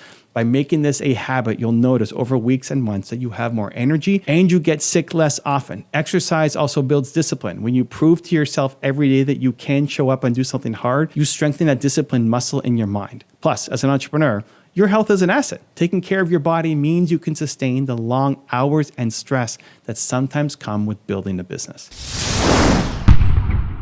Scare. Step out of your comfort zone. Okay, what have we done so far? We've energized the body, we've energized our mind. Now it's time for the 5th S, scare. And this one is a bit different and definitely exciting. Scare means doing one thing every morning that slightly scares or challenges you. Now, why on earth would we do this? Because doing something hard first thing in the morning teaches you courage and builds unstoppable confidence. If you conquer a fear or discomfort at the start of your day, everything else will feel easier by comparison. For example, you could be taking a cold shower right after your workout. Now, a cold shower might sound crazy if you've never tried it, and yes, it is uncomfortable for a minute or two, but it wakes you up like nothing else. More importantly, it trains you to step out of your comfort zone. After a freezing shower, making tough business calls or tackling a tricky problem can feel like a breeze. You've proven to yourself that you can do things that aren't easy. Cold exposure also has some really cool health benefits too. Research shows that cold water immersion can increase your endorphins. Those are also some feel-good chemicals, and your neuroepinephrine, which boosts your alertness, while it also reduces your stress hormones like cortisol. In short, a cold blast can actually improve your mood and make you more resilient to stress. So it's not just mental toughness here that you're training, you're also helping your body adapt and get stronger. Now, your scare doesn't have to be a cold shower, though I challenge you to do it at least once and see. It could be anything that pushes your limits a little bit. So maybe you're scared of public speaking. So your morning scare could be practicing a speech in front of the mirror for 5 minutes or making a quick YouTube video. Or maybe you fear rejection. So your morning challenge could be sending that bold email or making a phone call about an opportunity that you've been nervous about. Doing it first thing when you're fresh means you won't procrastinate about it all day. It could even be as simple as ending your warm shower with 30 seconds of cold water if you're easing into it. The idea is to prove to yourself each day that you can do the uncomfortable thing. Like Mark Twain said, eat a live frog first thing in the morning and nothing worse will happen to you the rest of the day. Don't worry, no actual frogs for breakfast here. The frog is that hard task or scary thing you might otherwise avoid. If you do it early, you won't spend the whole day dreading it. You'll feel braver and freer. So imagine this, by 7 or 8 a.m., you've already crushed a fear. You've taken that cold shower or had that tough conversation with yourself, or you've done a hard task. You walk into the rest of your day with a sort of superhero mentality, right? What else you got for me today? I've already done something scary here and I'm feeling great. That confidence is an entrepreneur's best friend. Putting it all together, your ultimate morning routine. Okay, so let's see how all of this flows together in a typical morning, step by step. So this is the 5S morning routine, the only routine you'll need to ignite your day. So we start by waking up, no snooze. Get up with your alarm, no excuses. Make your bed for a quick win and drink a glass of water to hydrate your body and kickstart your energy. Remember, no snoozing. You're training yourself to attack the day from the get-go. Next, we're going to sing. This is a mood boost with music. So we play an uplifting song or playlist. Use music to put yourself in a positive, powerful state. Sing along or dance a bit if you feel like it. This is science-backed. Music boosts dopamine and cuts your stress. So you're literally improving your brain chemistry for a happier day. Next, get some sun, get light, get some air. Step outside into the morning light or open those curtains, but ideally outside. Take a few deep breaths of fresh air. Let the natural light signal to your body it's time to wake up. This will regulate your internal clock and help you sleep better later while lifting your mood right now. Next is soar, inspire your mind. Spend a few minutes on something that inspires you or fulfills you. Journal your goals, read an inspiring passage, say a prayer or affirmation, visualize your success, make progress on a passion project. Watch a YouTube video that inspires you, right? Feed your soul before you feed your to-do list. You're using your peak mental energy on something that matters most to you. Next is sweat, exercise. Get moving and raise your heart rate. Do a workout, stretching, yoga, anything that get the blood flowing. Even a quick 10-minute routine counts. Break a sweat if you can, right? That's why it's called sweat. This releases endorphins for a mood boost and primes your brain for productivity. Next is scare. Challenge yourself. Do one thing that challenges you. Take the cold shower we talked about, or tackle the tough task head on. Step out of your comfort zone, even briefly. You'll gain confidence and train yourself to be comfortable being uncomfortable, which is going to be a key to your growth. And that's it, 6 steps if we include that initial wake up process, hydration and all. And then the 5 S's, sing, sun, soar, sweat, scare. This routine might take you 60 to 90 minutes. In total, if you do everything fully, for example, 20 minutes reading, 20 minutes exercise, etc. But you can adjust the timing to fit your life. Even a condensed 30-minute version can work wonders if you hit each category briefly. The order here is a logical flow. It's mindset to light to inspiration, exercise, challenge. But you can tweak the order if you want to too. For example, some people might exercise first and then do the inspirational stuff. That's okay too. The important part is building a sequence that consistently hits these key areas: mental positivity, physical activation, purpose, and growth. Make it a habit. Now, doing this routine once is great, but the real power comes when you make it a habit. So try committing to this morning for the next 10 days and see how you feel. In the beginning, it might feel like a lot, especially if you're not used to structured mornings. But stick with it. Habits take time to form. Remember, we are what we repeatedly do. Excellence then is not an act, but a habit. It's a famous quote often attributed to Aristotle. Each day that you follow through with your routine, you're reinforcing the identity of a focused, proactive person. So here are a few tips that you can use to help lock in the habit. Prepare the night before. Lay out your workout clothes, set a water bottle by your bed, decide what song or playlist you're going to play, or what book you're going to read in the morning, what video you're going to watch. This makes it easier to dive in without friction. And as the saying goes, success is when preparation meets opportunity. In this case, the morning is the opportunity and your prep is the success hack. Next, start small if needed. If 5 steps feels overwhelming at first, start with 2 or 3 and then gradually add on. Maybe for the first week, you focus on waking up, no snoozing, then add music and water. And then you add sunlight and then a short exercise the next week and so on. Any positive routine is better than none, and you can build upon to the full program. Next is be flexible but consistent. So life happens. And some days you might have an early meeting or kids to attend to.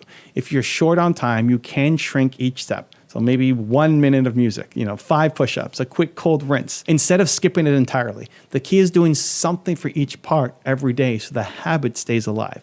Consistency is more important than perfection. Next is track your progress. Consider using a habit tracker or just a calendar to check off each day you complete the routine. Seeing a streak can be very motivating. You won't want to break it once you have a bunch of days in a row. Over time, you'll likely find that this routine becomes second nature. It won't feel like a checklist anymore. It will feel like your normal way of starting the day. And when that happens, oh boy, get ready for compounding benefits. Your energy will increase, your stress management will improve, and you'll notice that you are getting more done towards your goals. Others might start asking, wow, what's your secret? Why are you so full of energy in the morning? Start tomorrow strong. The beauty of this routine is that it's simple and it covers all the bases. It covers your mind, your body, and your spirit. By the time you finish your morning routine, you've basically said to yourself, my well-being and goals matter.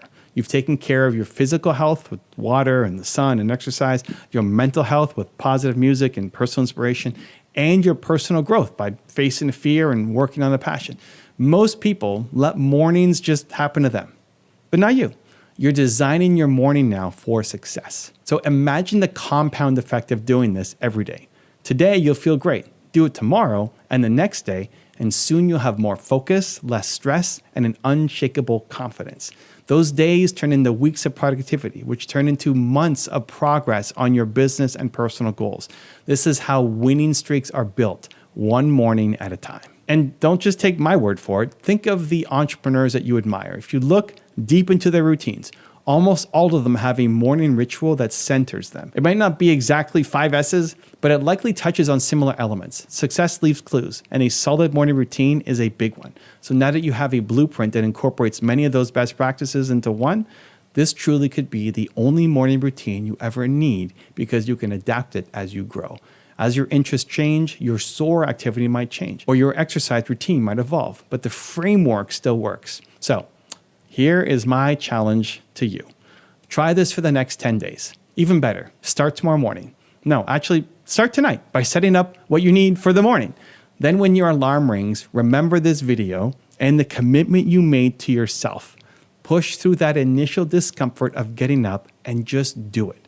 You'll thank yourself by noon, I promise. End your morning routine by stepping into your workday or whatever comes next with a winning mindset. You've now primed yourself for success. Now go make things happen.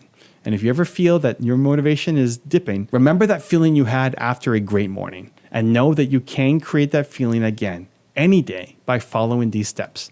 Finally, always remember why you're doing this. You have dreams to chase. You have people to help. You have a vision to build.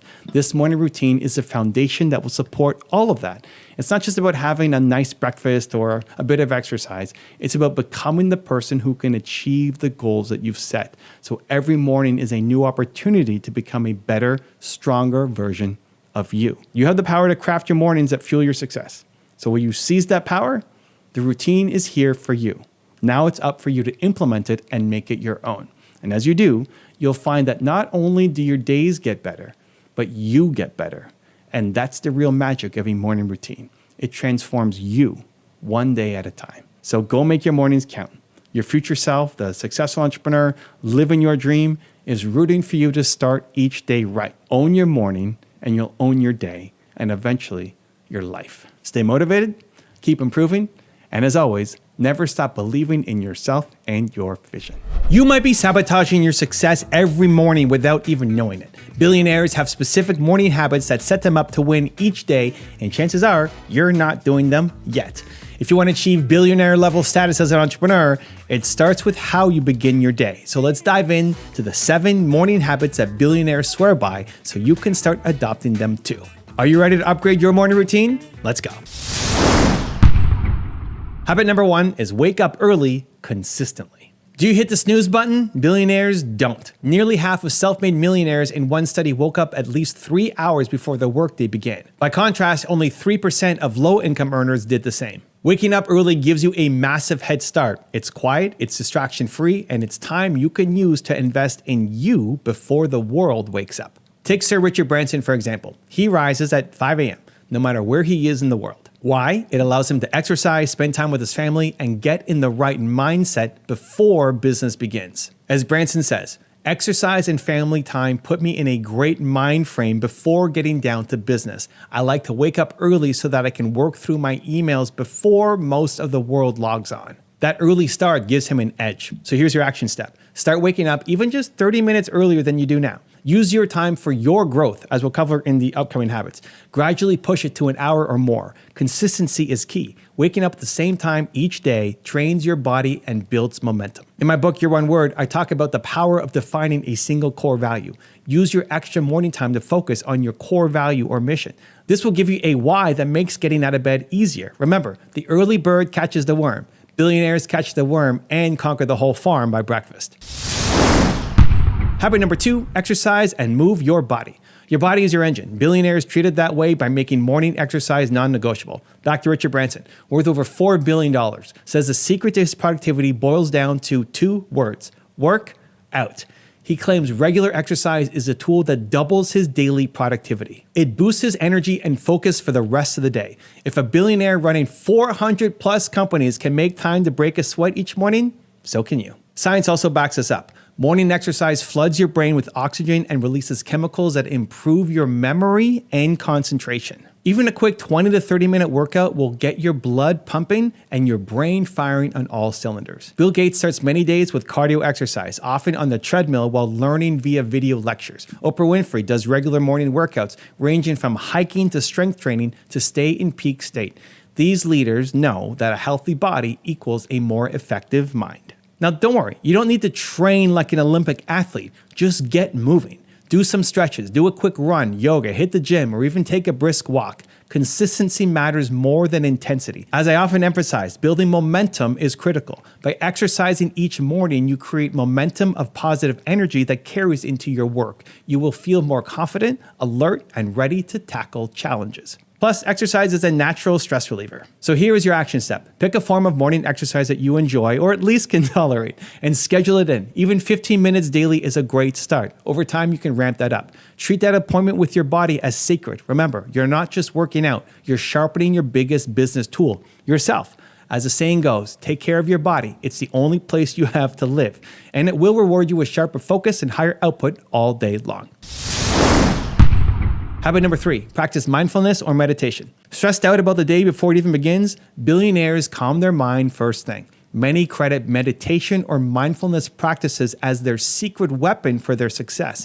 Hedge fund billionaire Ray Dalio, who's the founder of Bridgewater Associates, says, "Whatever success I've had in life has been more due to my meditating than anything else." This man manages billions of dollars, and he gives a huge amount of credit to daily meditation, which was 20 minutes in the morning and again later in the day. It helps him stay calm, think clearly, and make better decisions under pressure. What's so powerful about mindfulness? By taking even 10 minutes for quiet reflection, you train your brain to handle stress and chaos without panicking. Studies show that practices like transcendental meditation can significantly reduce anxiety and stress, and even improve your mental health and resilience. When you're an entrepreneur, your ability to stay focused and composed is a competitive advantage. Meditation is basically a daily workout for your brain's calm and focused muscles. Successful people use different mindfulness tools. Meditation is one, prayer is another, breathing exercise can work, or journaling. Oprah Winfrey, for example, starts her day with 20 minutes of meditation to center herself. Jack Dorsey, who's the co-founder of Twitter and Square,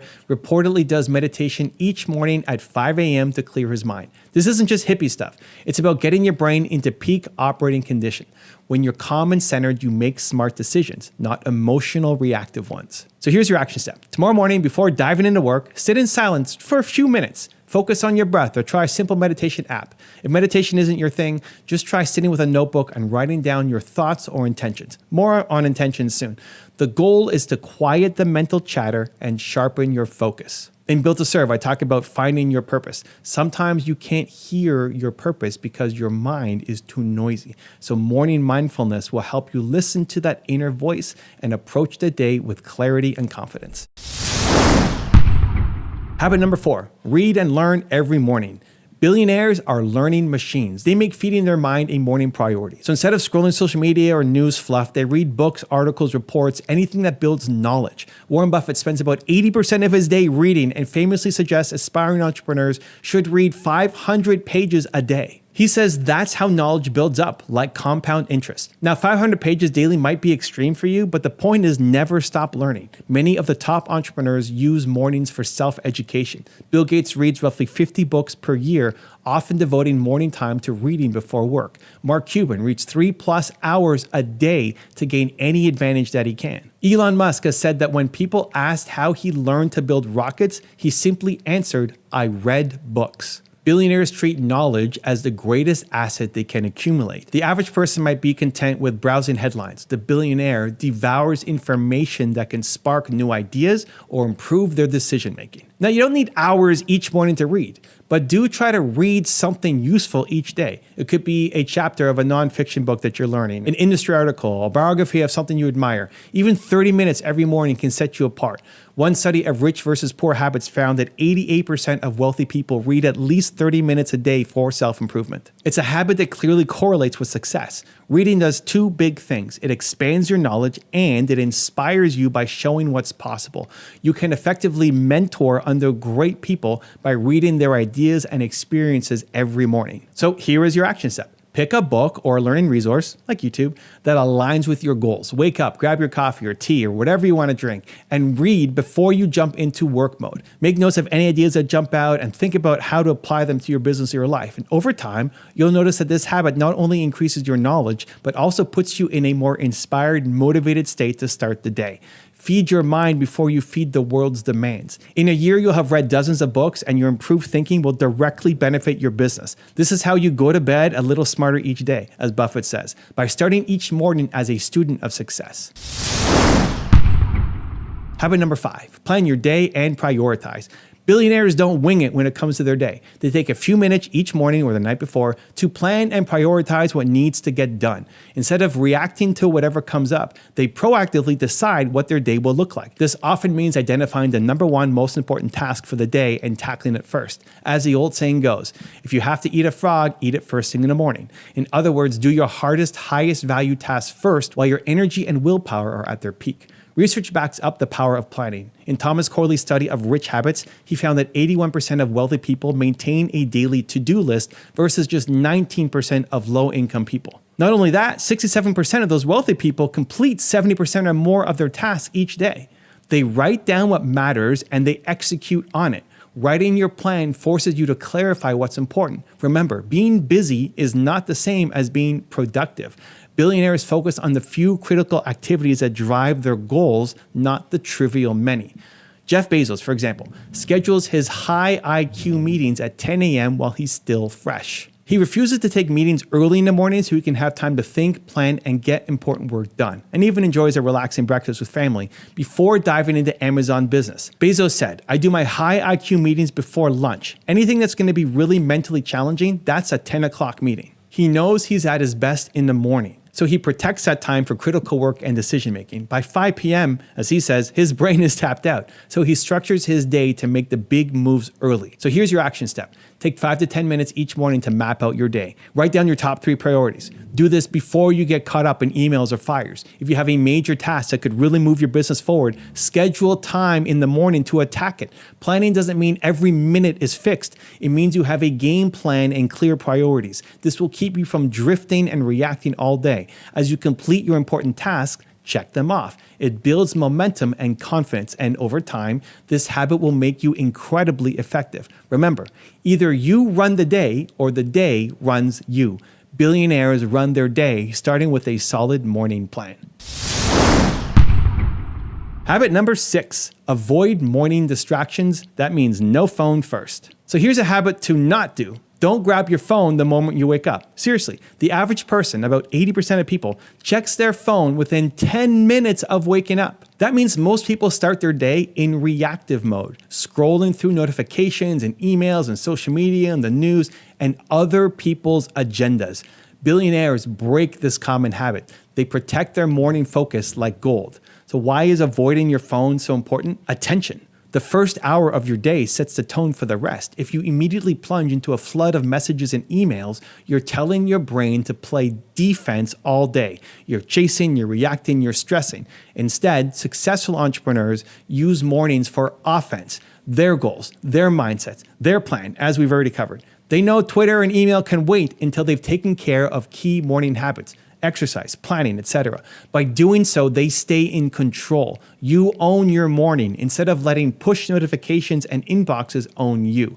So think about it. When you wake up, your mind is relatively clear. If you fill it with a social feed or frantic work emails, you've essentially let 100 people in your bedroom shouting demands at you. Top performers often keep the phone on airplane mode or in another room until their morning routine is done. Arianna Huffington, as an example, not a billionaire, but a very successful founder, has spoken about banning devices from her morning routine to reduce stress. Even Oprah is known to avoid checking emails first thing. She'll spend her morning on meditation, exercise, and a good breakfast to ground herself. So here is your action step. Don't check your phone for at least the first 30 to 60 minutes after you wake up. If you currently use your phone as an alarm, consider getting a separate alarm clock or placing your phone across the room so you can't mindlessly reach for it in bed. Use that first hour for the habits we're talking about: exercise, reading, planning, etc. If you absolutely must see if an urgent message came in, scan briefly after you've done one positive activity for yourself. Trust me, the world will not implode if you wait to check Instagram or Slack. By avoiding digital distractions, you give yourself the gift of presence and focus each morning. This will make you far more productive when you do dive into work. It might feel tough at first, since phone checking is an addiction for many, but stick with it because reclaiming those lost minutes of focus is game changing. Your brain will thank you and your business will benefit from a more focused, strategic you each day. And habit number 7, cultivate gratitude and purpose. Billionaires often start their day by feeding their spirit and mindset, not just diving straight into work. This means practicing gratitude, visualization, or setting a clear intention for the day.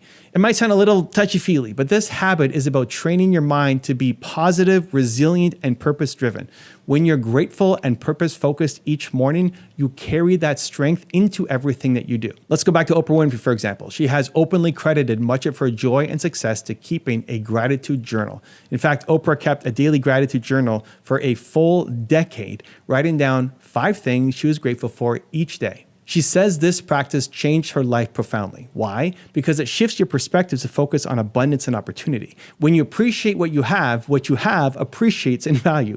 Gratitude literally rewires your brain to look for the good in situations, which is crucial for an entrepreneur facing daily challenges. Harvard researchers found that gratitude is strongly associated with greater happiness and health. It helps people feel more positive emotions, improves their health, and builds stronger relationships. Imagine starting every day feeling thankful and optimistic. Do you think you'd be more motivated and creative?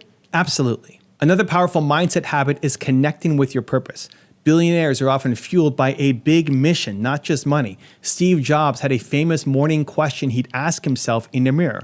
If today were the last day of my life, would I want to do what I'm about to do today? If many days went by with the answer no, he took it as a sign to change something. Now, that's a pretty heavy question, but it instantly cuts through trivial worries and forces you to focus on what matters. It gave Jobs a daily dose of perspective and drive. You don't have to use his exact question, but find a morning thought or mantra that connects you to your why. The reason why you do what you do. In Built to Serve, I explained that when you find a purpose centered on serving others, it ignites you every day. So use your mornings to remind yourself of that purpose. Here's your action step. Before you launch into your busy schedule, take a few minutes for gratitude or intentional ritual.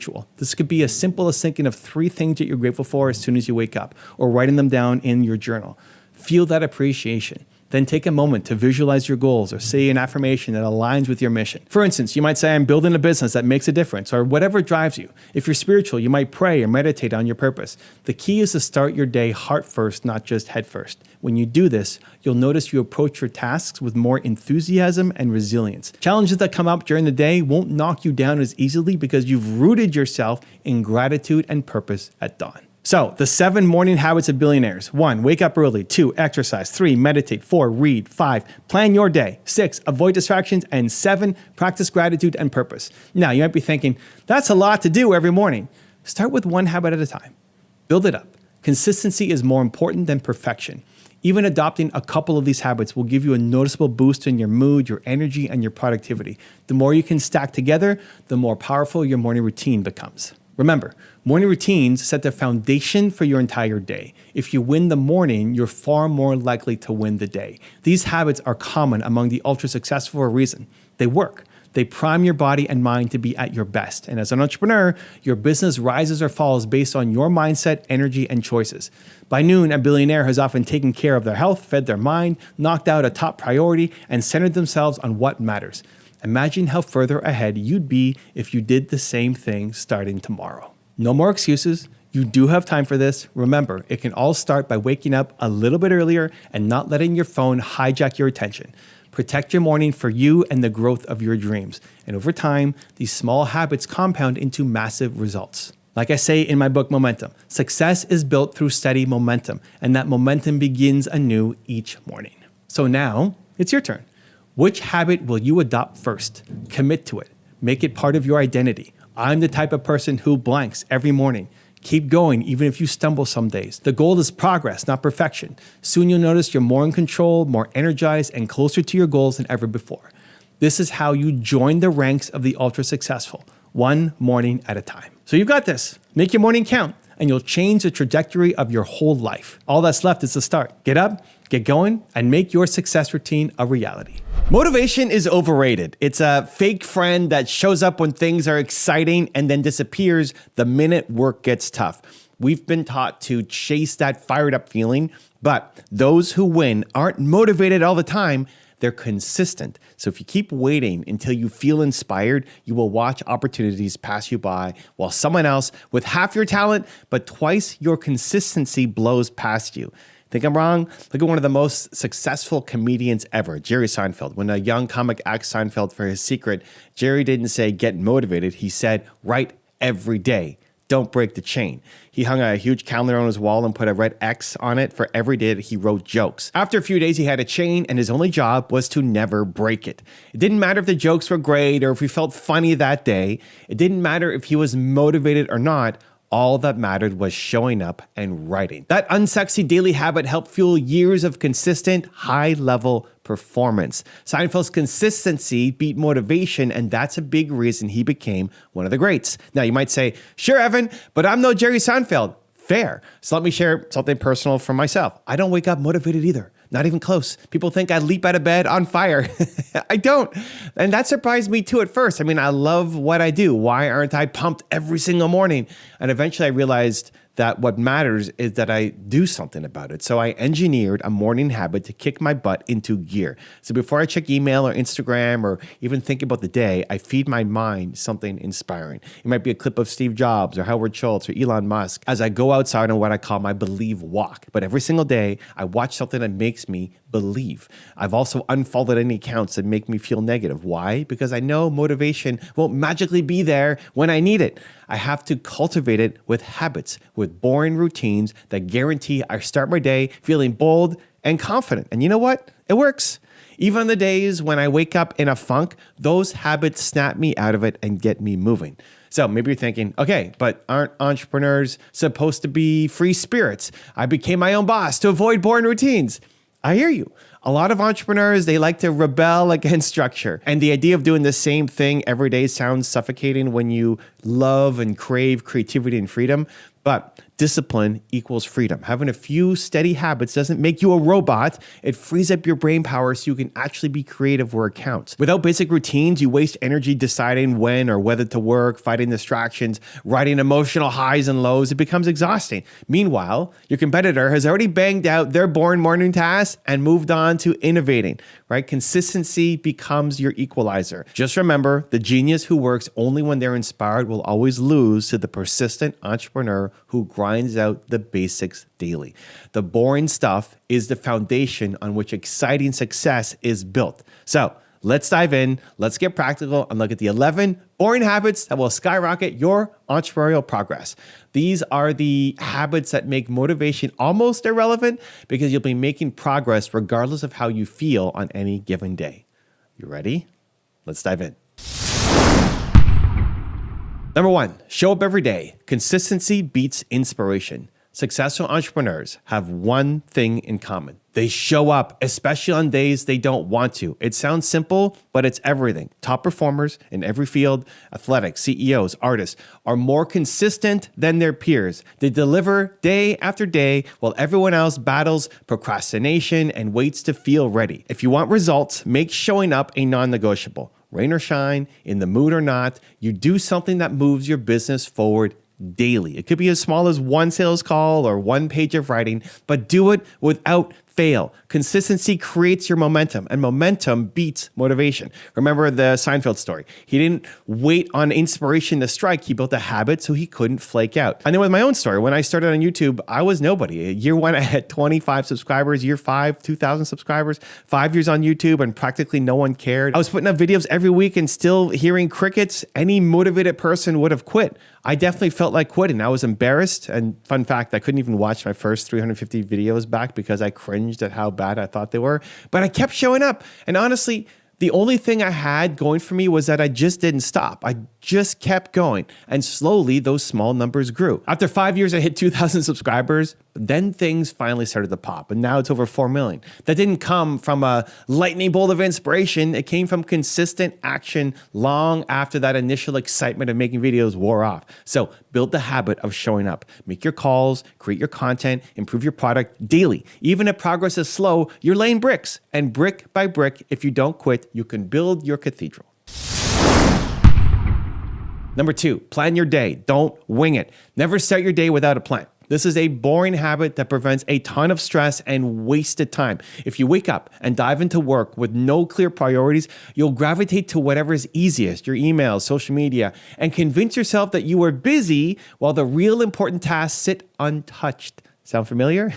Instead, plan your day in advance, either the night before or first thing in the morning. List out the key tasks that will make the day a win. Pick your top 1 to 3 priorities, the things that drive your business forward, and block time for them on your schedule. This simple habit ensures that you work intentionally rather than reacting to whatever pops up. And here's some science. Research shows that you are 2 to 3 times more likely to follow through on a new habit or goal if you plan out when and where you'll do it. Psychologists call it an implementation intention, basically a fancy term for decide exactly what you'll do, when and where. So for example, don't just say, I'll make some sales calls tomorrow. Say tomorrow at 10 a.m., I will make 5 sales calls from my desk. Lock it in your calendar.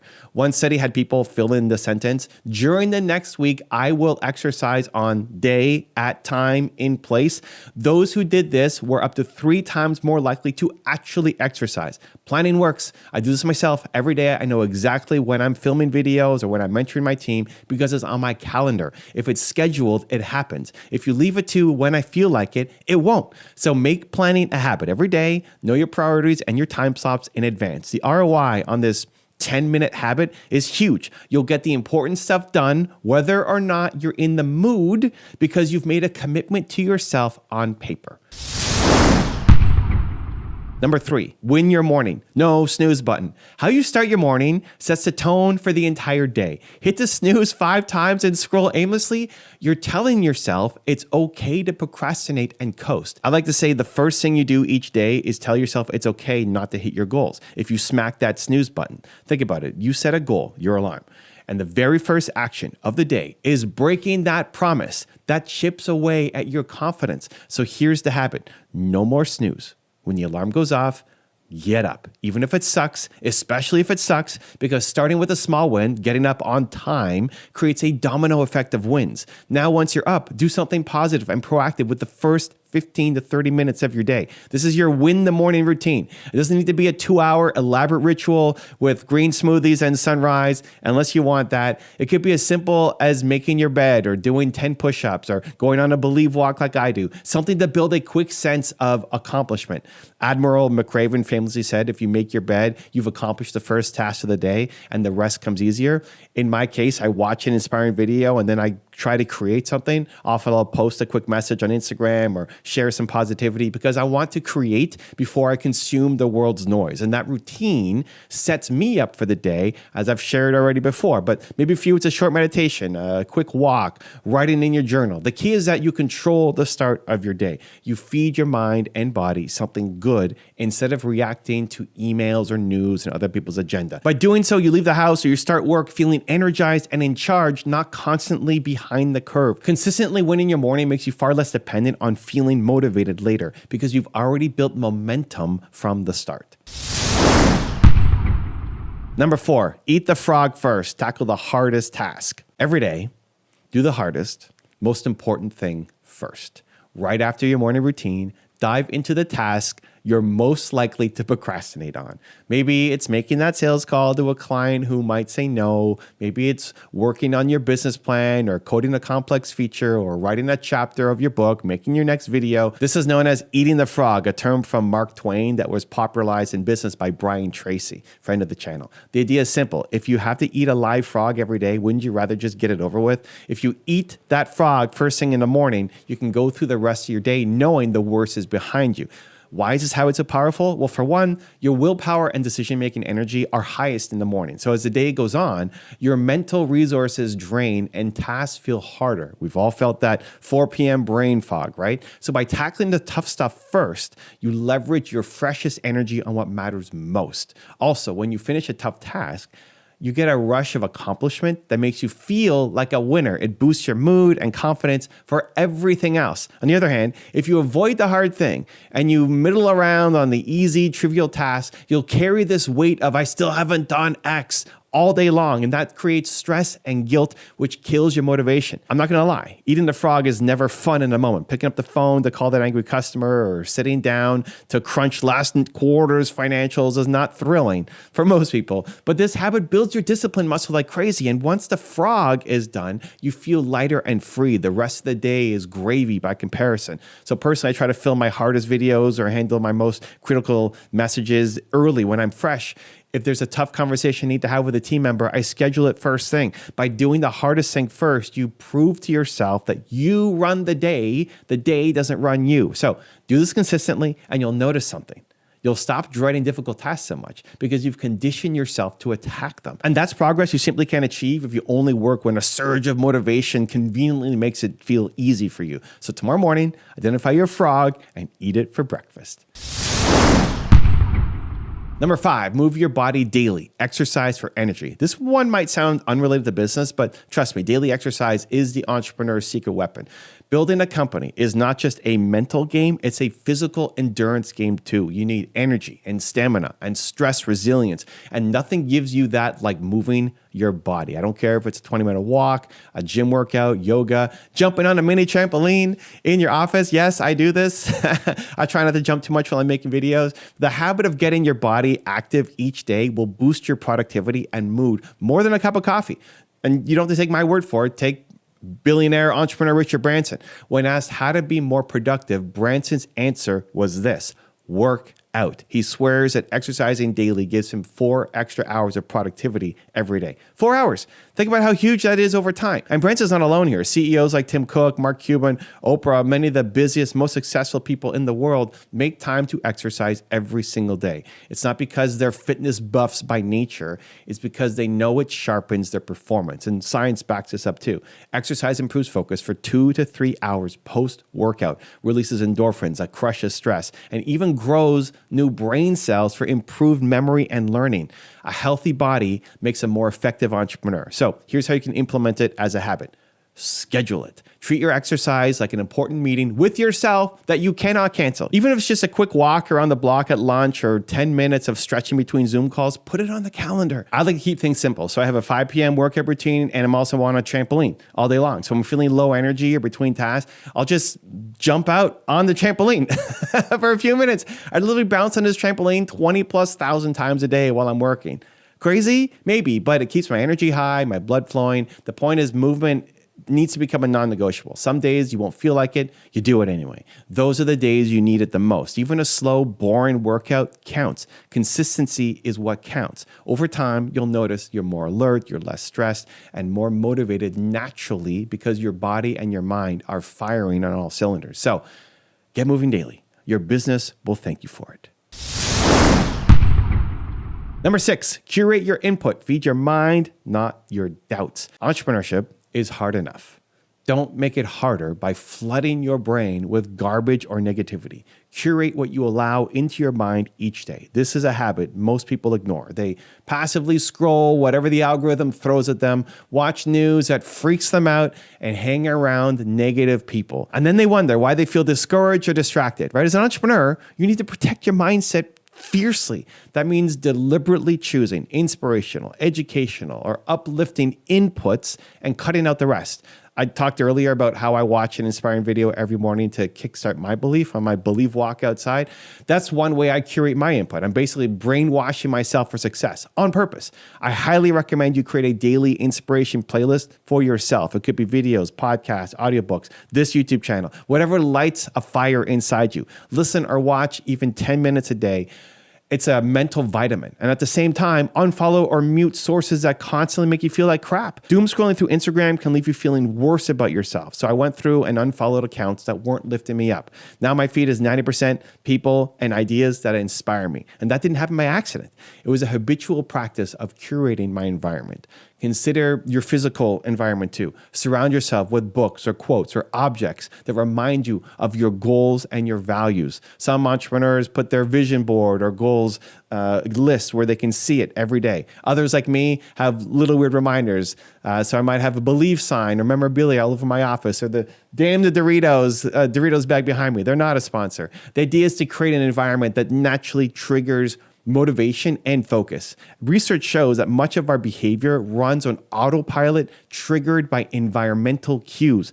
Roughly 2/3 of what people do each day is habit, not conscious choice. So design your environmental cues. If you want to read more, leave a book on your pillow so you read at night. If you want to stop wasting evenings on TV, maybe unplug the TV and put it in the closet on weekends. Make the good behaviors easier and the bad behaviors harder. So for me, curating the inputs also means I seek out mentors and expanders. I consume biographies of entrepreneurs that I admire to soak in their mindset. It's a habit, a little dose of greatness each day, feeding my mind.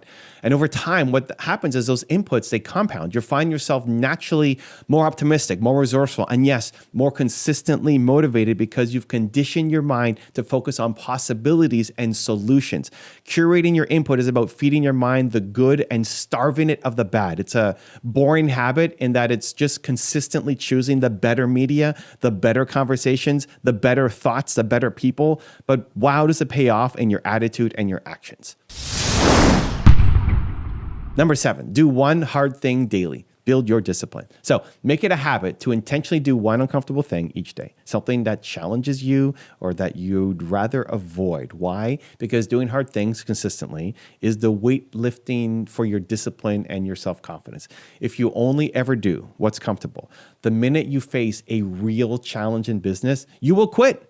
But if you've built the habit of flexing your grit muscle daily, you become almost anti-fragile, right? Difficulties become easier to handle and you won't get derailed so quickly.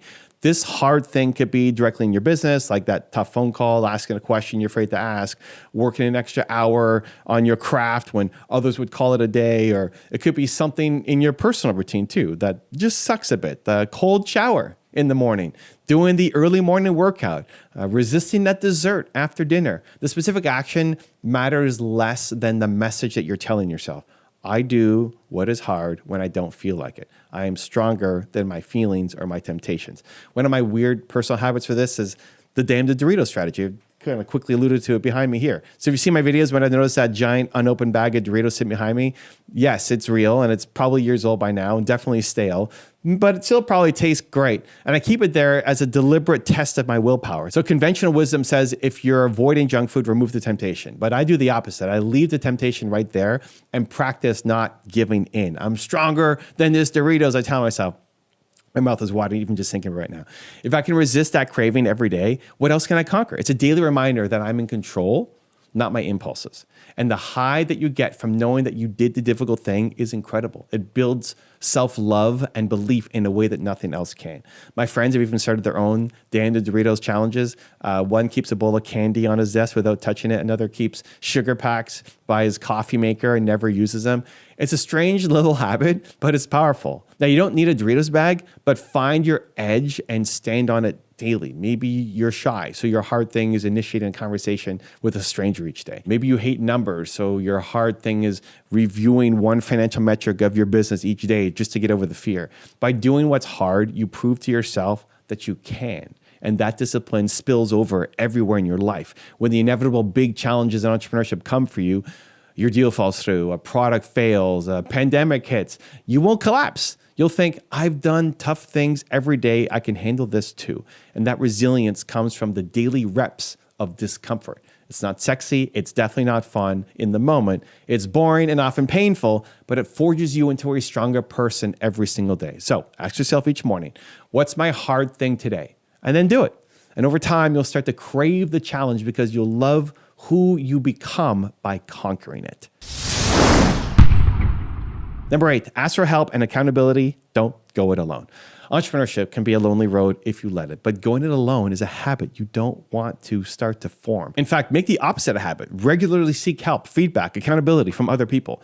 Pride or fear keeps a lot of founders struggling in silence. And I know because I did this too in my journey. Early on, I was making no money. Everything was falling apart. And I was too embarrassed to tell anyone. I didn't want my friends or family to know how badly I was struggling. So I suffered alone, which only made everything harder. And I nearly broke down during that phase. In hindsight, I realized that if I had simply asked for help or even just shared what I was going through, I could have saved myself a ton of stress and maybe gotten solutions sooner. The lesson for me and for you, Don't build your dream in isolation. Make it a habit to reach out. This could mean having a weekly check-in with a fellow entrepreneur to swap challenges and try to hold each other accountable. It could mean asking a mentor or advisor for feedback on your plan. It could even mean openly sharing your goals with your team or your spouse or online so that you feel accountable to follow through on what you said you're going to do. When you voice your struggles or your plans, you create external pressure, the good kind, to take action, and you gain perspectives you wouldn't have on your own. And studies have shown that having an accountability partner can dramatically increase your odds of hitting a goal. One famous stat from the American Society of Training and Development suggests you have a 65% chance of success with a specific accountability appointment and up to 95% if you have ongoing check-ins. The exact numbers aside, the point is accountability works. If you're more introverted like me and the idea of regularly involving others makes you cringe a bit, you start small.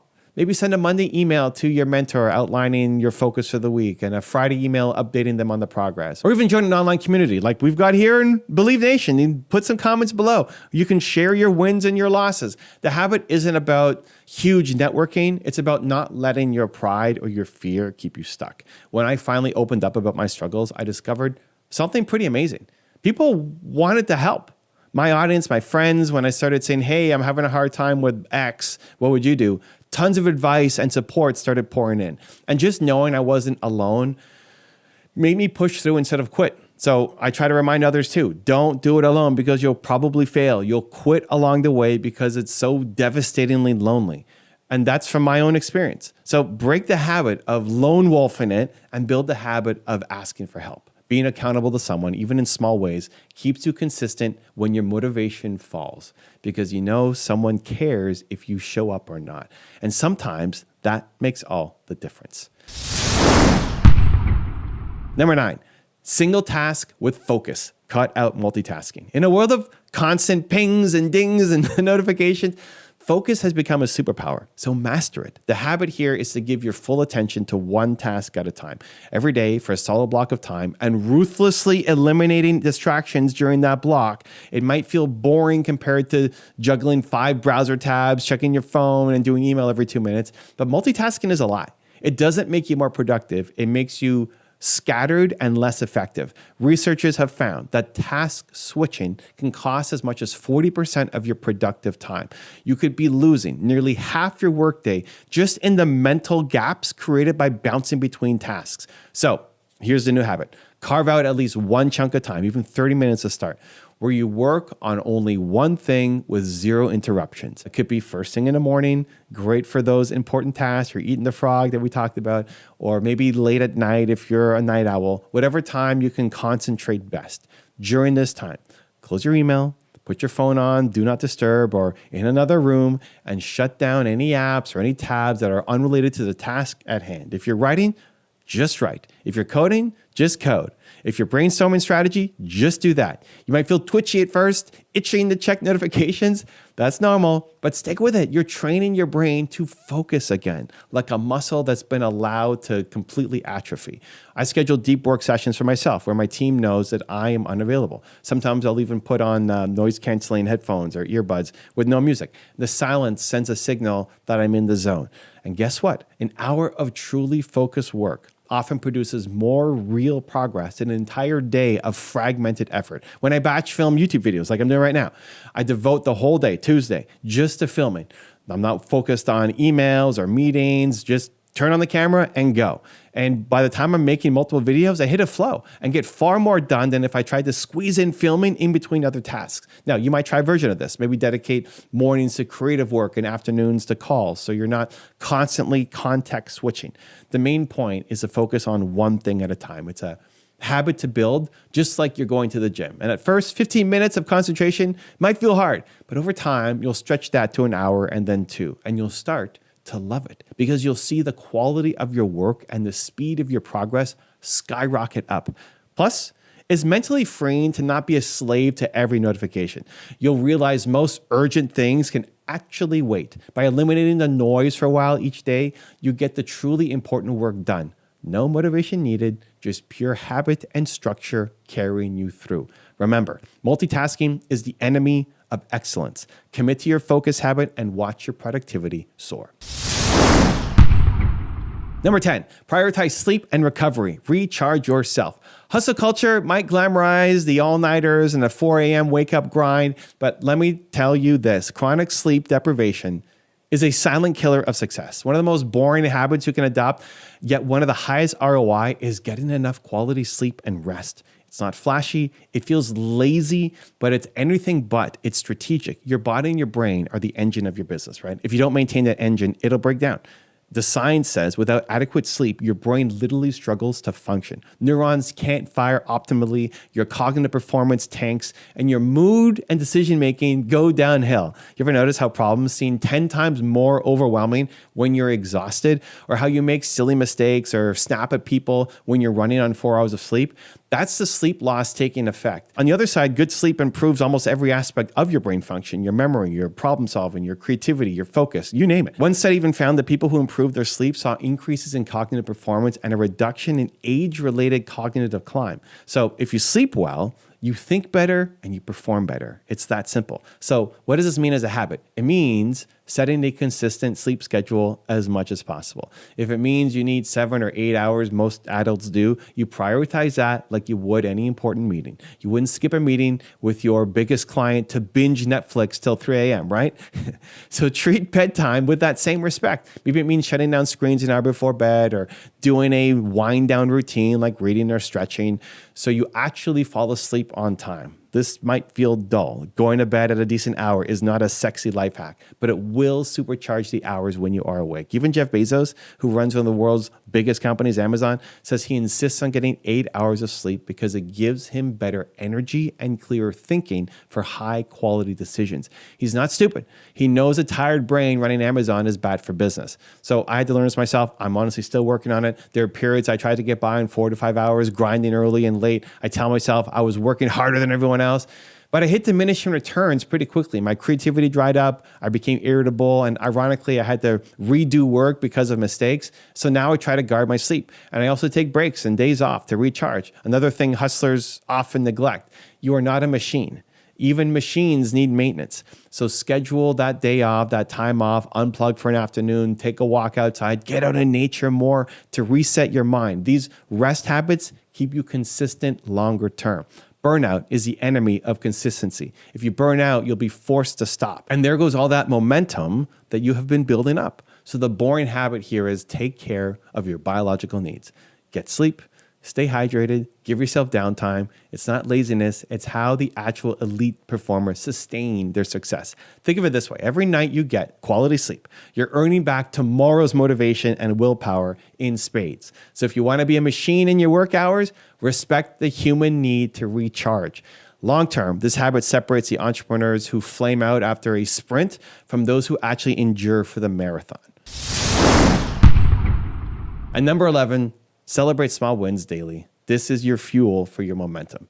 So let's talk about the habit that keeps your inner fire burning, celebrating your small wins. Entrepreneurs, we're ambitious people.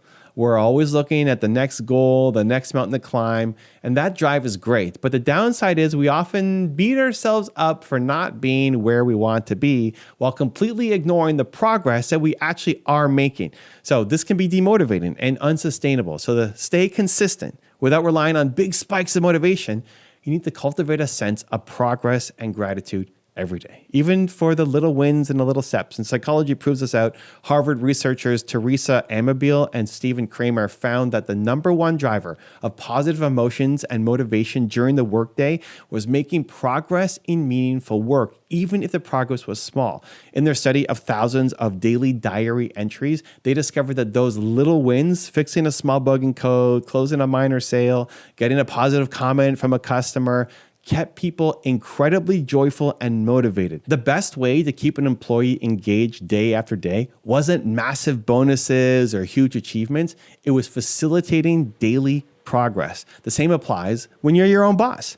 If all you focus on is the gap between where you are and where you want to be, then you'll feel constantly behind and discouraged. But if you make it a habit to acknowledge what went right each day, you'll generate a steady flow of motivation from within. So, how do you celebrate small wins as a habit? One simple way is to keep a daily progress journal. At the end of each day, you can write down 2 to 3 things that you've accomplished or wins from that day. They can be tiny. You published your blog post, you made a video that you were procrastinating on, you got a kind email from a customer, you figured out how to fix a problem in your app. By writing it down, you're telling your brain, this mattered. Good job. Another method, I love doing this with my wife, is you share your wins. So you share your wins with your friend, the spouse, your team. For example, the win of the week or shout outs on Fridays. Every day I try to make a video for my team too inside of our Slack where I'm sharing a win, something that I want to recognize somebody on the team for doing because they did a great job. Because everybody, including me, we love shares. It just makes you feel better. And culturally, it reinforces progress. So if you're a solo entrepreneur, you could share your daily win or tell your accountability buddy. It might feel awkward at first, but it builds positive momentum. So during the years when my YouTube audience was really tiny, I survived by celebrating small wins. I remember getting 50 views on a video and I was so happy. It sounds crazy, right? I reframed it. 50 people watched my advice today. Imagine a room of 50 people listening to me speak. Wow. And that little mindset trick kept me pumped. It made me realize that no matter how small, I was making an impact. And that feeling motivated me to do the next video and the next one. If I had said, oh, only 50 people, this sucks, I would have quit and never reached the 5,000 or 50,000 or 5 million views later. By celebrating the little micro wins, I kept myself in the game. So you could do the same thing for yourself. Every day, take a moment, acknowledge something that you did well, you made some progress on, even on the tough days, especially on the tough days. Find one thing. Maybe it's, hey, I got out of bed and I sent 3 emails even though I was depressed. Awesome. Maybe it's sales are down, but I learned a lot from those customer complaints today, right? There's always something. This habit, it keeps your mindset positive and forward looking. It gives you a hit of dopamine and pride that reinforces your other habits. So instead of waiting for the big win a year from now to finally feel good, you're creating little wins today. And success is really just the accumulation of lots of small wins. So celebrate them. This isn't about giving yourself a trophy for nothing. You're putting in work and you deserve to recognize it. So by doing this, you stay motivated internally. You'll end each day thinking, okay, I'm closer than I was yesterday. Let's go again tomorrow. And that, my friend, is a recipe for unstoppable momentum. So look at you. You made it here. Learning, getting better by watching this video. You're proving that you're not just interested in success, but you're actually committing yourself to it. These habits may be boring, but they are the unglamorous backbone of every great entrepreneur's journey. So keep at it. One day at a time, one habit at a time. You're building something extraordinary. Yourself. Habits make or break you as an entrepreneur. Too many brilliant people never reach their potential because they never build the habits to match their ambition. If you ignore this, you'll keep struggling and start to wonder if you were ever meant to be an entrepreneur at all. Steve Jobs was 30 when Apple, the company he co-founded, fired him. He said it was devastating. The focus of his entire life was gone and he felt like a public failure. He could have given up for good, but he didn't. Instead, he started a new company called Next and helped launch Pixar, turning that humiliating defeat into an epic comeback. A decade later, Apple begged him to return, and Steve led one of the greatest business turnarounds ever. Yet, in that dark moment, Jobs felt the same crushing doubt that you feel when everything falls apart. He felt betrayed, humiliated, like maybe he had never had it after all. But here's the difference. He didn't accept that feeling as the end of his story. I remember hitting my own breaking point as a young entrepreneur. I spent 9 months on my first business plan, making only $300 a month and eating cheap bean salad every day. Frustration started to pile up until I finally snapped. I called my business partner and I said, I quit. Then I hung up the phone and I cried harder than I ever had. I felt like a worthless failure. For the first time in my life, I saw myself as a quitter and it broke me. But the next morning I woke up with a new kind of pain, regret. I realized that the pain of giving up would be worse than the pain of pushing forward. So I swallowed my pride and I told my partner I wanted back in. I knew I had to change something, so I studied how Bill Gates built Microsoft and borrowed one of his strategies. And a few weeks later, we closed a $13,500 deal, which was the first real victory of my business life. With that momentum, we grew the company and eventually sold it. But none of that would have happened if I had stayed down and never gotten back up. Now, you might be thinking, okay, great, but I'm not Steve Jobs, I'm not a genius or celebrity CEO. Or maybe you're thinking, Evan, hey, good for you, but you had a partner and the lucky break. I'm still struggling here. I hear you. And here's what you need to know. Steve Jobs wasn't a born legend. He started out as a college dropout with no money, sleeping on friends' floors and scrounging for meals. And I was a kid with no experience just trying to figure it out. Steve wasn't born unstoppable, and neither was I. It was built step by step through habits, the same ones that you can start building today. If we could do it, so can you. So let's get into the 6 habits that made Steve Jobs an unstoppable entrepreneur and how you can make them yours. Habit number 1, do what you love. Steve Jobs was obsessed with doing work he loved. He once said the only way to do great work is to love what you do. Why? Because passion fuels perseverance. When life hit him with failure, getting fired, products flopping, his love for the mission kept him going. Jobs admitted, the only thing that kept me going was that I loved what I did. If you don't truly love your work, you'll quit when it gets hard. It's that simple. Passion isn't just a feeling, it's a practical tool. When you care about the outcome, you'll work longer, you'll fight harder, you'll refuse to quit because it matters more to you. And passion is contagious. Steve's excitement ignited his team at Apple with a deep passion for creating groundbreaking products. So ask yourself, are you doing work that makes you come alive? And if not, find a way to get closer to it, even if it means taking on a job on the side until you figure out what you truly love. Because when you love what you do, nothing can stop you from doing it.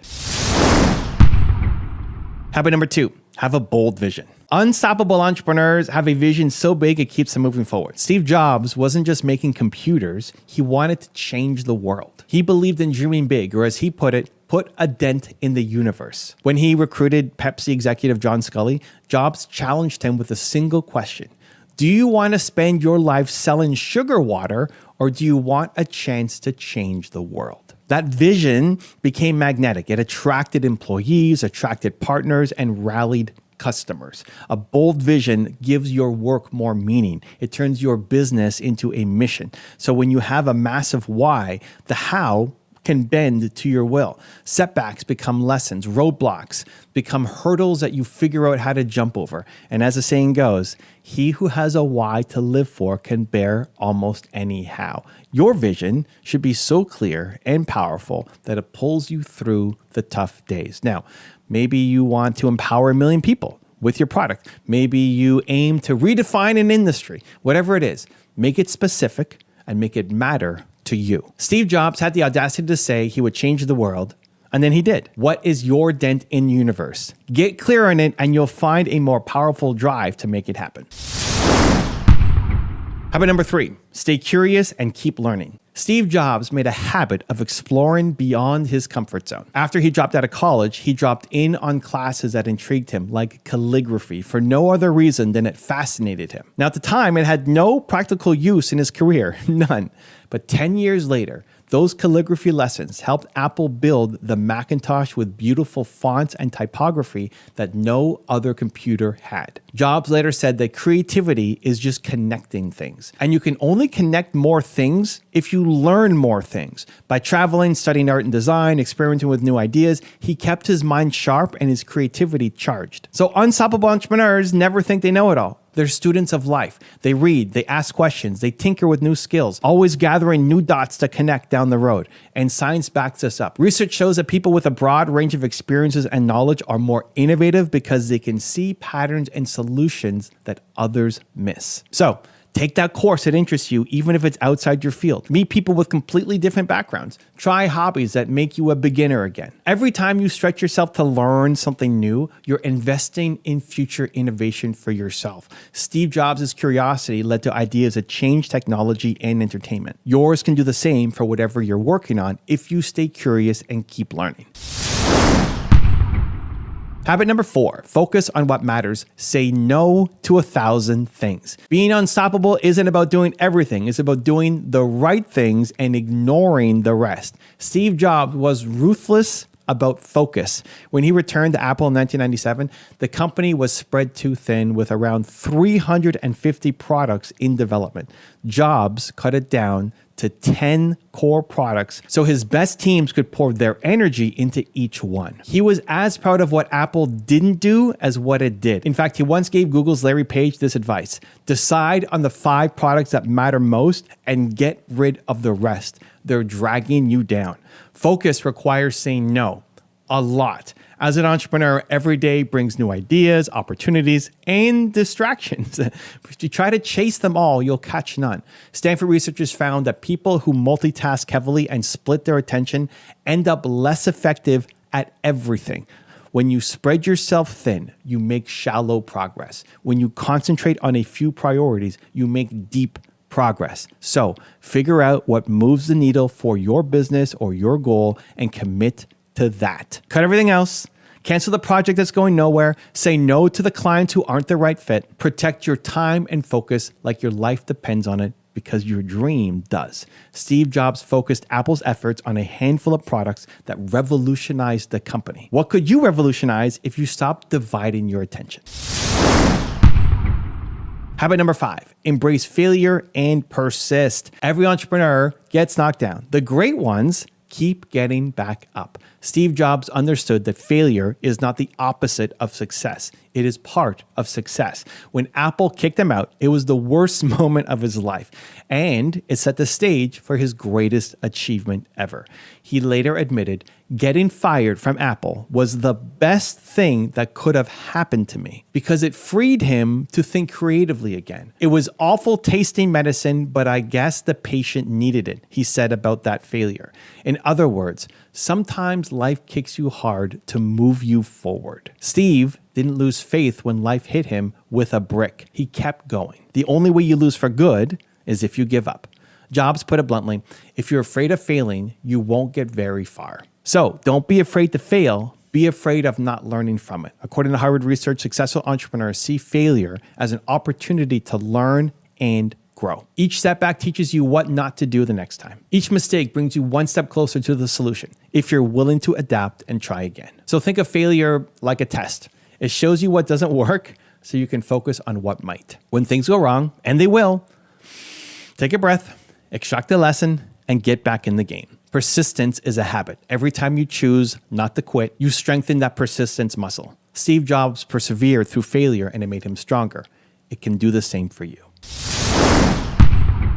And habit number 6, ask for help and build a great team. The myth of the lone genius is just that. It's a myth. Even Steve Jobs didn't build Apple by himself, and you don't have to go it alone either. One of Jobs' most powerful habits was his willingness to ask for help and surround himself with brilliant people. At 12 years old, he boldly called out Bill Hewlett, who was the co-founder of Hewlett-Packard, just to ask for some spare parts for an electronics project he was working on. Hewlett was so impressed by the kid's initiative that he gave Steve the parts and a summer job. As Jobs later recalled, most people never pick up the phone and call. Most people never ask. And that's what separates the people who do things from the people who just dream about them. The habit of asking continued throughout his career. When Apple was developing the iPhone, Steve realized the screen was scratching way too easily. He didn't have the solution, so he reached out and asked. He called Wendell Weeks, the CEO of Corning Glass, and described the problem, asking for the toughest glass they had. Corning had something called Gorilla Glass sitting on the shelf, a technology from the 1960s that had never been used in consumer products. Because Steve asked, Corning brought it to life, and that ultra-strong glass became the iPhone screen. So the lesson here is don't let pride or fear stop you from getting help. Steve also knew that a great team beats a great individual. He hired people who were insanely talented and let them shine. It doesn't make sense to hire smart people and then tell them what to do, he said.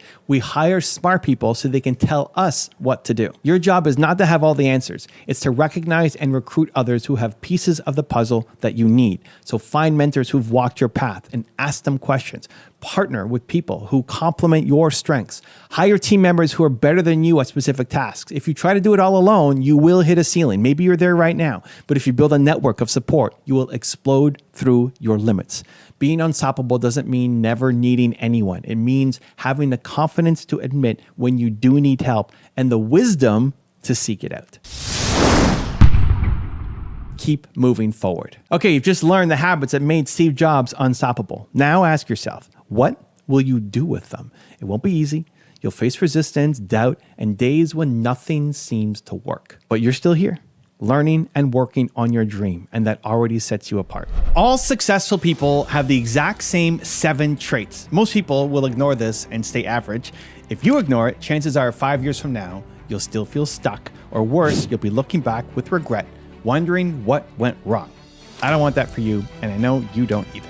Look at Walt Disney, the man who created Mickey Mouse. He was fired from his first newspaper job because they said he lacked imagination. Then his first animation company went bankrupt. He was told over and over that his ideas were too risky, too expensive, or just plain silly.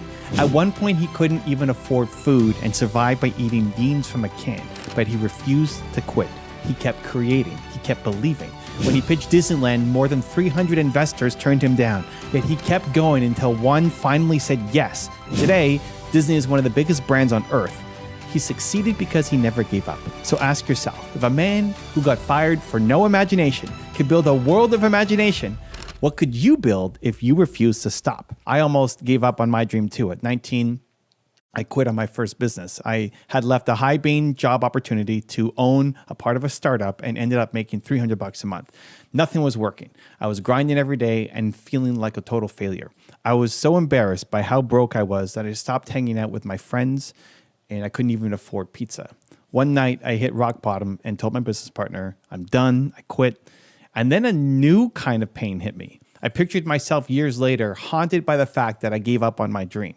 That vision of regret was worse than the failure, and I couldn't accept that. So the very next day, I crawled back into the office, which was my business partner's condo. I had no idea how I was going to fix things, but I made a decision. I would find someone who did know and learn from them. And I picked the best model I could think of, Bill Gates. Since I had a software company, he had the largest software company in the world, and studied how he built Microsoft and made his first million. And guess what? Within a few weeks, we closed our first major deal for $13,500. I went from making $300 a month to bringing in a $13,500 check in a single deal. That blew my mind, and it changed who I was. I realized I could have stayed a quitter and missed out on everything, but instead I proved to myself that if you push one more day, if you're resourceful and you model success, you can turn things around. I learned a lot about the value of resilience and belief and finding mentors in your darkest moment. Now, you might be thinking, okay, great story, Evan, but I'm not Walt Disney. I don't have a ton of imagination. I'm just a normal person with normal problems. Listen to me. Every successful person you admire started as a normal person with normal problems. None of them began with special powers. The difference is, when things got hard, they didn't settle for normal. They made different choices that built those 7 traits into them. You can make those choices too. This isn't about born talent or luck or money. It's about what you decide to believe and how you act when the pressure is on. And the fact that you're watching this tells me something, that there's a fire in you. Maybe it's small right now, but it's in there. And my job in this video is to pour gasoline on that fire. So here's the good news. These 7 traits can be learned. They can be practiced. They can become your traits at an identity level. Starting today, you can decide to develop each one and completely change the trajectory of your life. So let's break them down one by one and get specific on how you can build them. Trait number 1, self-belief. All successful people believe in themselves unapologetically. They believe in their vision even when it's just a crazy idea and everyone else doubts them. There's a famous saying, whether you believe you can or you can't, you are right. And it's true. If you don't believe in your ability, you won't even try, or you'll quit as soon as it gets tough. On the other hand, when you do believe in yourself, you'll move mountains to prove yourself right. In psychology, this is called a growth mindset, the belief that you can improve and adapt. Stanford research has shown that the view you adopt of yourself literally shapes your life. If you believe you're capable of growth, you will grow. Successful people act like they're capable of amazing things long before it's evident, and that belief becomes a self-fulfilling prophecy. Think of Oprah Winfrey. Early in her career, she was fired and told she wasn't fit for television. She could have said, maybe they're right, and she faded away. But she didn't. She held on to her belief that she was meant for more. And now she's Oprah, one of the most influential media figures of all time. She believed in herself when no one else did. Do you? Ask yourself honestly. Do you believe you can do great things? If your immediate answer is no, then let's change that right now. You might say, but I've never done anything great before. So what? Every success story starts with someone believing before they have evidence. I learned this from my mom. She used to tell me, if you have the ability, you have the responsibility. If you can, then you must. Whenever I failed or felt down, she'd look me in the eyes and say, you're Evan Castrilli Carmichael. You can do anything you believe you can. And I didn't buy it at first. I was a B and C student while my sisters got straight A's. But after hearing it enough times, I finally thought, what if she's right? And that little seed of belief, what if it's true, changed my life. I started behaving like I could achieve something. And eventually, I did. Trait number 2, passion. Successful people love what they do. They are obsessed with it. They would do it for free just for the joy because it's part of who they are. I've spent over 20 years studying entrepreneurs, artists, innovators, leaders, and one of the most consistent pieces of advice is follow your passion. You have to find the thing that makes you feel alive, the thing that you would do even if you never got paid. Why? Because doing anything great is hard. It takes years of hard work. If you don't love the process, you'll quit. If it's just a paycheck or a casual interest, you'll give up when it stops being fun. But if you're truly passionate, you'll keep going even when it sucks, even when everyone calls you crazy, even when it doesn't make logical sense anymore. You keep going because you need to. It's who you are. You don't get to be the best by doing what you hate or what you think you should do. You become the best by loving what you do more than anyone else loves what they do. Think about the greats. Kobe Bryant shooting baskets at 4 a.m. because he loved the game, not just because someone forced him. Or Steve Jobs, who famously said, the only way to do great work is to love what you do. He was right. If you haven't found something you can pour your heart into, you need to keep looking. Don't settle for a life of lukewarm interest. It's a recipe for mediocrity.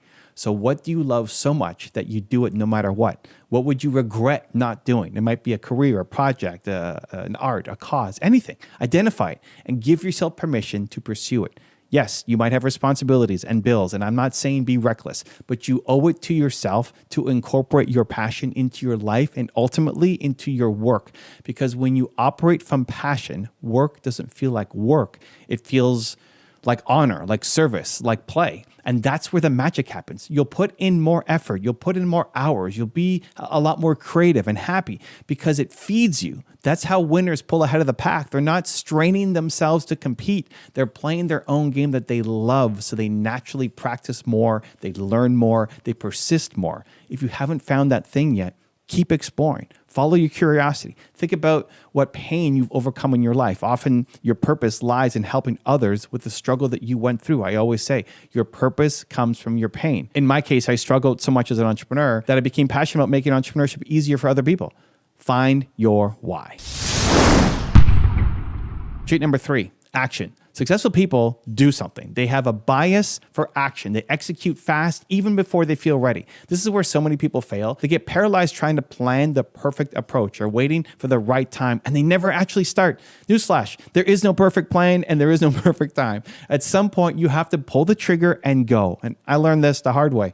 In my first business, I was a perfectionist. I'm still a recovering perfectionist. I spent an entire summer drafting the ultimate business plan. Dozens of pages of research, projections, it looked beautiful. And while I was planning, a competitor in my industry was acting. They got out there, they got customers, they got attention. A large competitor came along looking to acquire a business like ours, and guess who was already ready and who wasn't? Not us. Our competitor got bought for $40 million and we got nothing.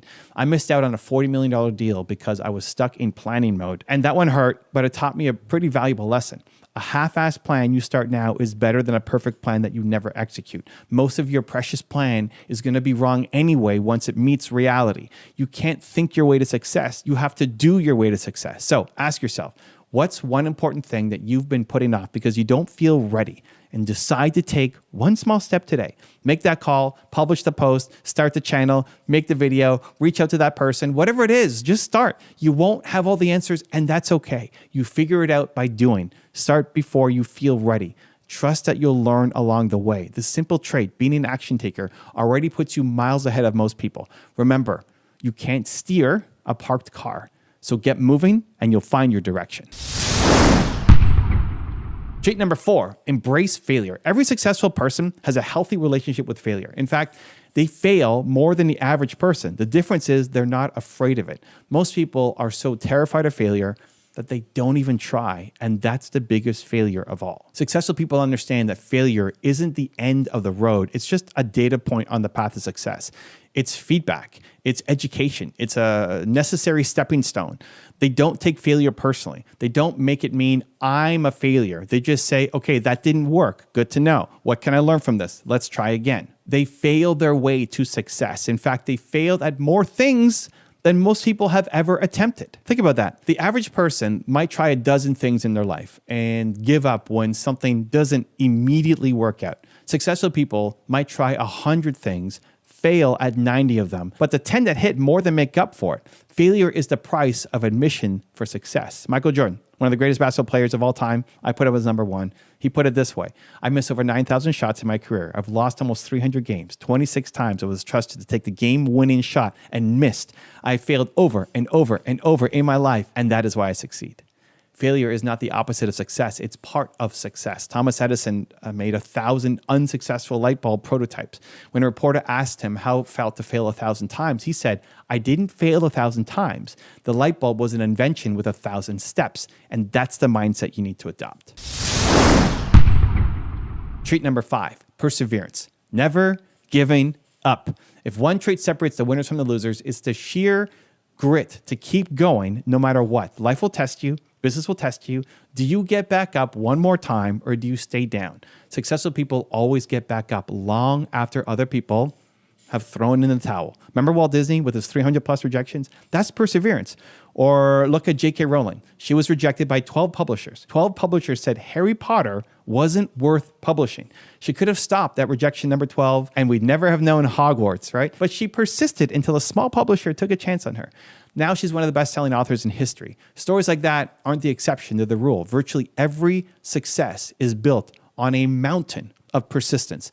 They say it takes 10 years to become an overnight success, and it's true. The problem is most people never make it to year 10 at whatever they're doing. They quit at year 2 or 3 because they're not seeing results yet. Don't let that be you. Perseverance is a choice. It's a quiet daily choice that I will not quit. Decide that for yourself. Decide that no matter how long it takes, you're going to see your vision through. There are no expiry dates on your dream. I don't care if it takes you until you're 30 or 40 or 65. Time is going to pass anyway, so you might as well keep pushing towards something that you care about. Keep going. Trait number 6, positive environment. All successful people raise their standards for their environment. They purposefully shape who and what they surround themselves with. So you've probably heard the saying, you are the average of the 5 people that you spend the most time with. It's true. Environment is everything. If you hang around 5 pessimistic, lazy, excuse-making people, you will become the 6. If you hang around 5 ambitious, optimistic, high-performing people, you'll also become the 6.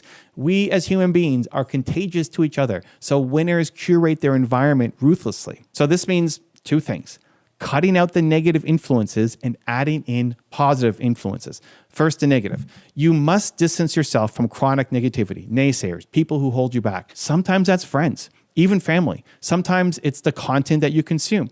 Pay attention to how the people around you make you feel. Do they make you feel energized, inspired, capable, or do they make you feel drained, discouraged, and small? If it's the latter, you need to start spending less time with them. This can be hard, but it's necessary. Successful people from tough backgrounds often had to be the ones who said, enough, I love you, but I can't have you around my dreams if you're going to tear them down. They raised their standards and refused to tolerate constant negativity around them. They stopped blaming their circumstances and they started demanding more of themselves. That's how you break free from a limiting environment. You declare to yourself, I will not accept this anymore, and you change it. Now, cutting negativity alone isn't enough. You have to add in positivity too. If you don't have supportive, inspiring people in your life immediately around you, seek them out. Find a community of people who are also pushing for more and believe in more. That might mean joining groups or clubs or online forums. Even here in the comment section here in Believe Nation on this video, put it down below. Fill your ears with the words of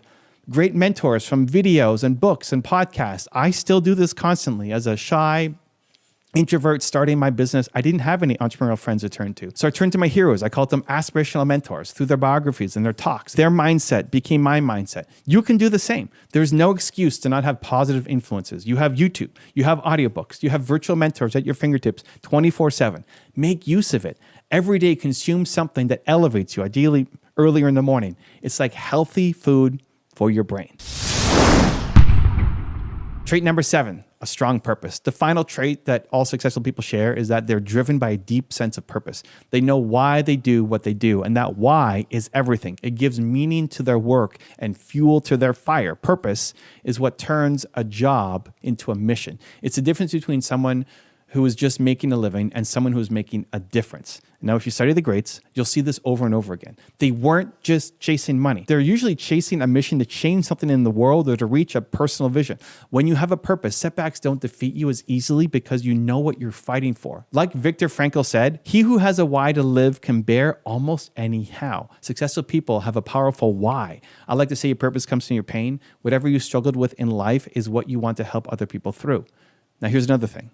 Having a purpose also attracts other people to you. People want to be a part of something meaningful. Your team, your customers, your audience, they will rally around you if you have a genuine mission. It's inspiring. It's also a compass for your decisions. When you're lost or you're facing a tough call, you can ask, does this align with my mission or not? That clarity becomes gold. The world needs what you have. Successful people internalize this. They carry a sense of duty about their purpose. It's not just about personal gains. It's about using your gifts to make an impact. When you approach your life like that as a mission, you become someone a lot more powerful. You won't give up easily because it's not just your own comfort that's on the line. It's your calling. And that is identity level motivation. That's what creates your legacy.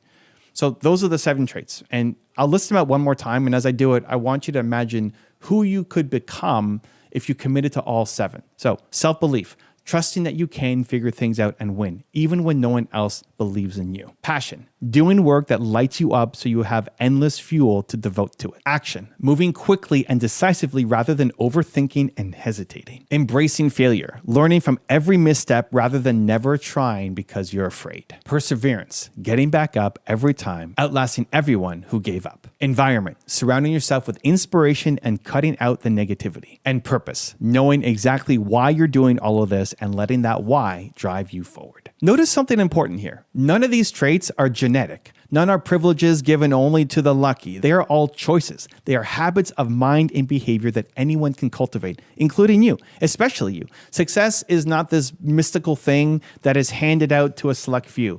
It's the result of building these traits day by day until they become who you are. Don't be intimidated by the entire list. You don't have to master all 7 overnight. Just start with 1. Which one of these do you need the most right now? Pick that one trait and focus on it this week. Write a sticky note reminder. Do one small action each day and practice it. Keep it simple. If you chose action, for example, then every day this week, identify one important step and do it before your head hits the pillow. If you chose self-belief, start each morning with a video, an affirmation, a visualization of you accomplishing your goal. And bit by bit, you'll feel that trait growing stronger inside you. And here's the secret. These traits reinforce each other. When you act, you gain confidence. Your self-belief grows. When you persist through failure, you discover new passion and purpose. When you surround yourself with positive people around you, you'll find it easier to keep going and your belief gets stronger. It's all interconnected. You're basically upgrading your identity piece by piece and momentum will build. Now it's your turn. No more waiting, no more excuses. You have the blueprint. You have the same 24 hours in a day as everyone else. You have gifts inside you that the world needs. Yes, needs. It's time to unleash them. So the moment this video ends, I want you to take one concrete step toward your dream using one of these traits, even if it's tiny, especially if it's tiny. Just do it now and then do it again tomorrow and then again the next day and let those little steps compound.